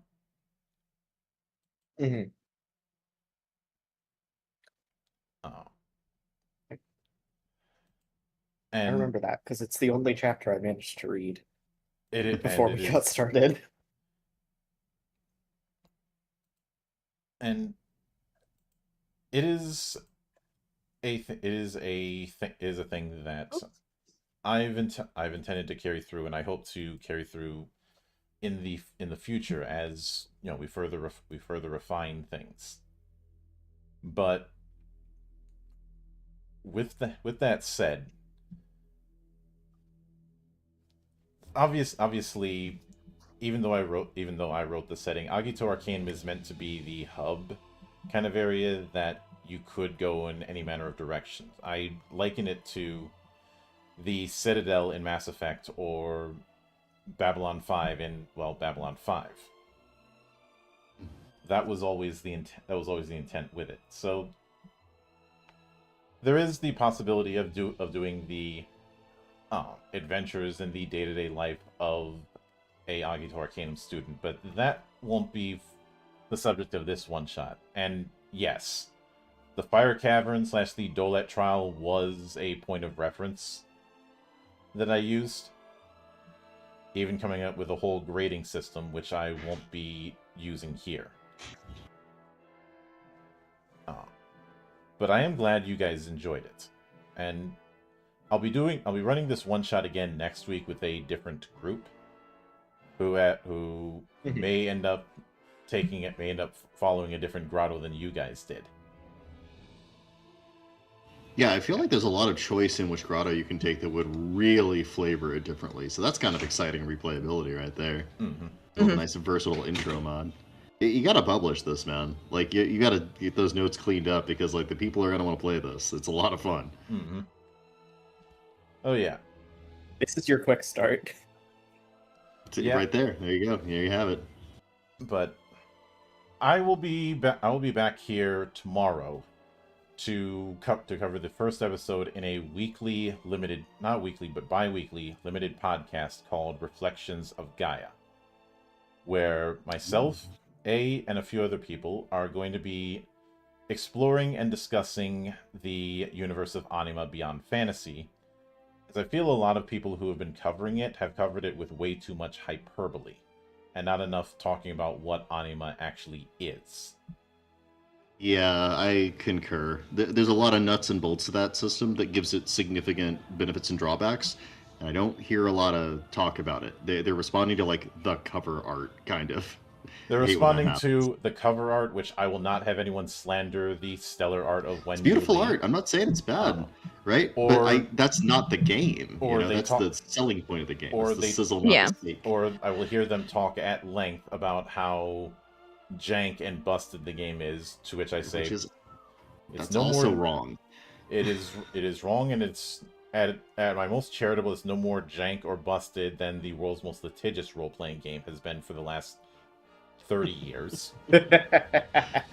Yeah, another good point. Like, there's trade-offs, right? Like, and you get a lot for the trade-offs that you get for the jank. Yeah, basically, let he who is without sin cast the first stone. Well, I'm not casting it, so. Oh. Any game is broken if you break it. You don't have to make broken characters. You don't have to play the game broken. That's a choice that people make. Yeah, and it's not like you can't house rule things that are so troublesome that they legitimately cause issues at the table. And I don't think that Anima has enough of those to be, like, just written off, at least. Like, at least have the discussion, right? With enough depth that it actually, like, you know, the games that I consider to have that level of problem are things like Palladium, where there's so many things that are iffy that you have to make so many house rules to make work that you're a backseat designer in of itself. Yeah, Exalted 2nd Edition hit that point for me where it's like, okay, I'm officially having to rewrite fundamental parts of this game. Mm-hmm. That's not optimal, right? Still made it work, but there's a lot of duct tape holding that rig together. But I don't, but I feel Anima is not in that case, and I intend on covering not just the TTRPG, but the card game trilogy, the miniature war game, and the video games. Ooh. You're really filling up that stream. Hey, since Obviously not you're gonna give me a not in one go, obviously, but over the course of the next few right, but months. still, that's a lot of content, my brother. And Yeah. Wes is really covering it. So, but hey, now that I've done one of your shows, you got to give me some favorable coverage. I'm gonna have Acid and Steel done soon. So you gotta have me on and glaze me now. I already much. glazed you about Acid and Steel months ago. Right, but now it's gonna get released. Now instead of me promising stuff, I'll actually deliver it. Very out of character for me, I know. But and you better believe, brother, that I watched your 7 out of 10 review of Lone Wolf Fist with great interest. Like, I see what you want. Jokes on you. I don't use numerical scoring. No, I speak monk. I know what a 7-10 when I hear it. But no, that's fine. I've taken your feedback to heart. There's going to be an index. You're not even going to believe it, man. Yeah.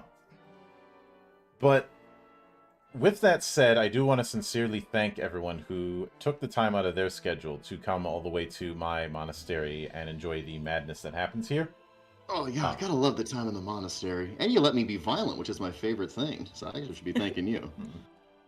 For those of you who'd like to return in the future, the door is always open. As I often say around here, drinking is not mandatory, but it is encouraged. I'll drink to that.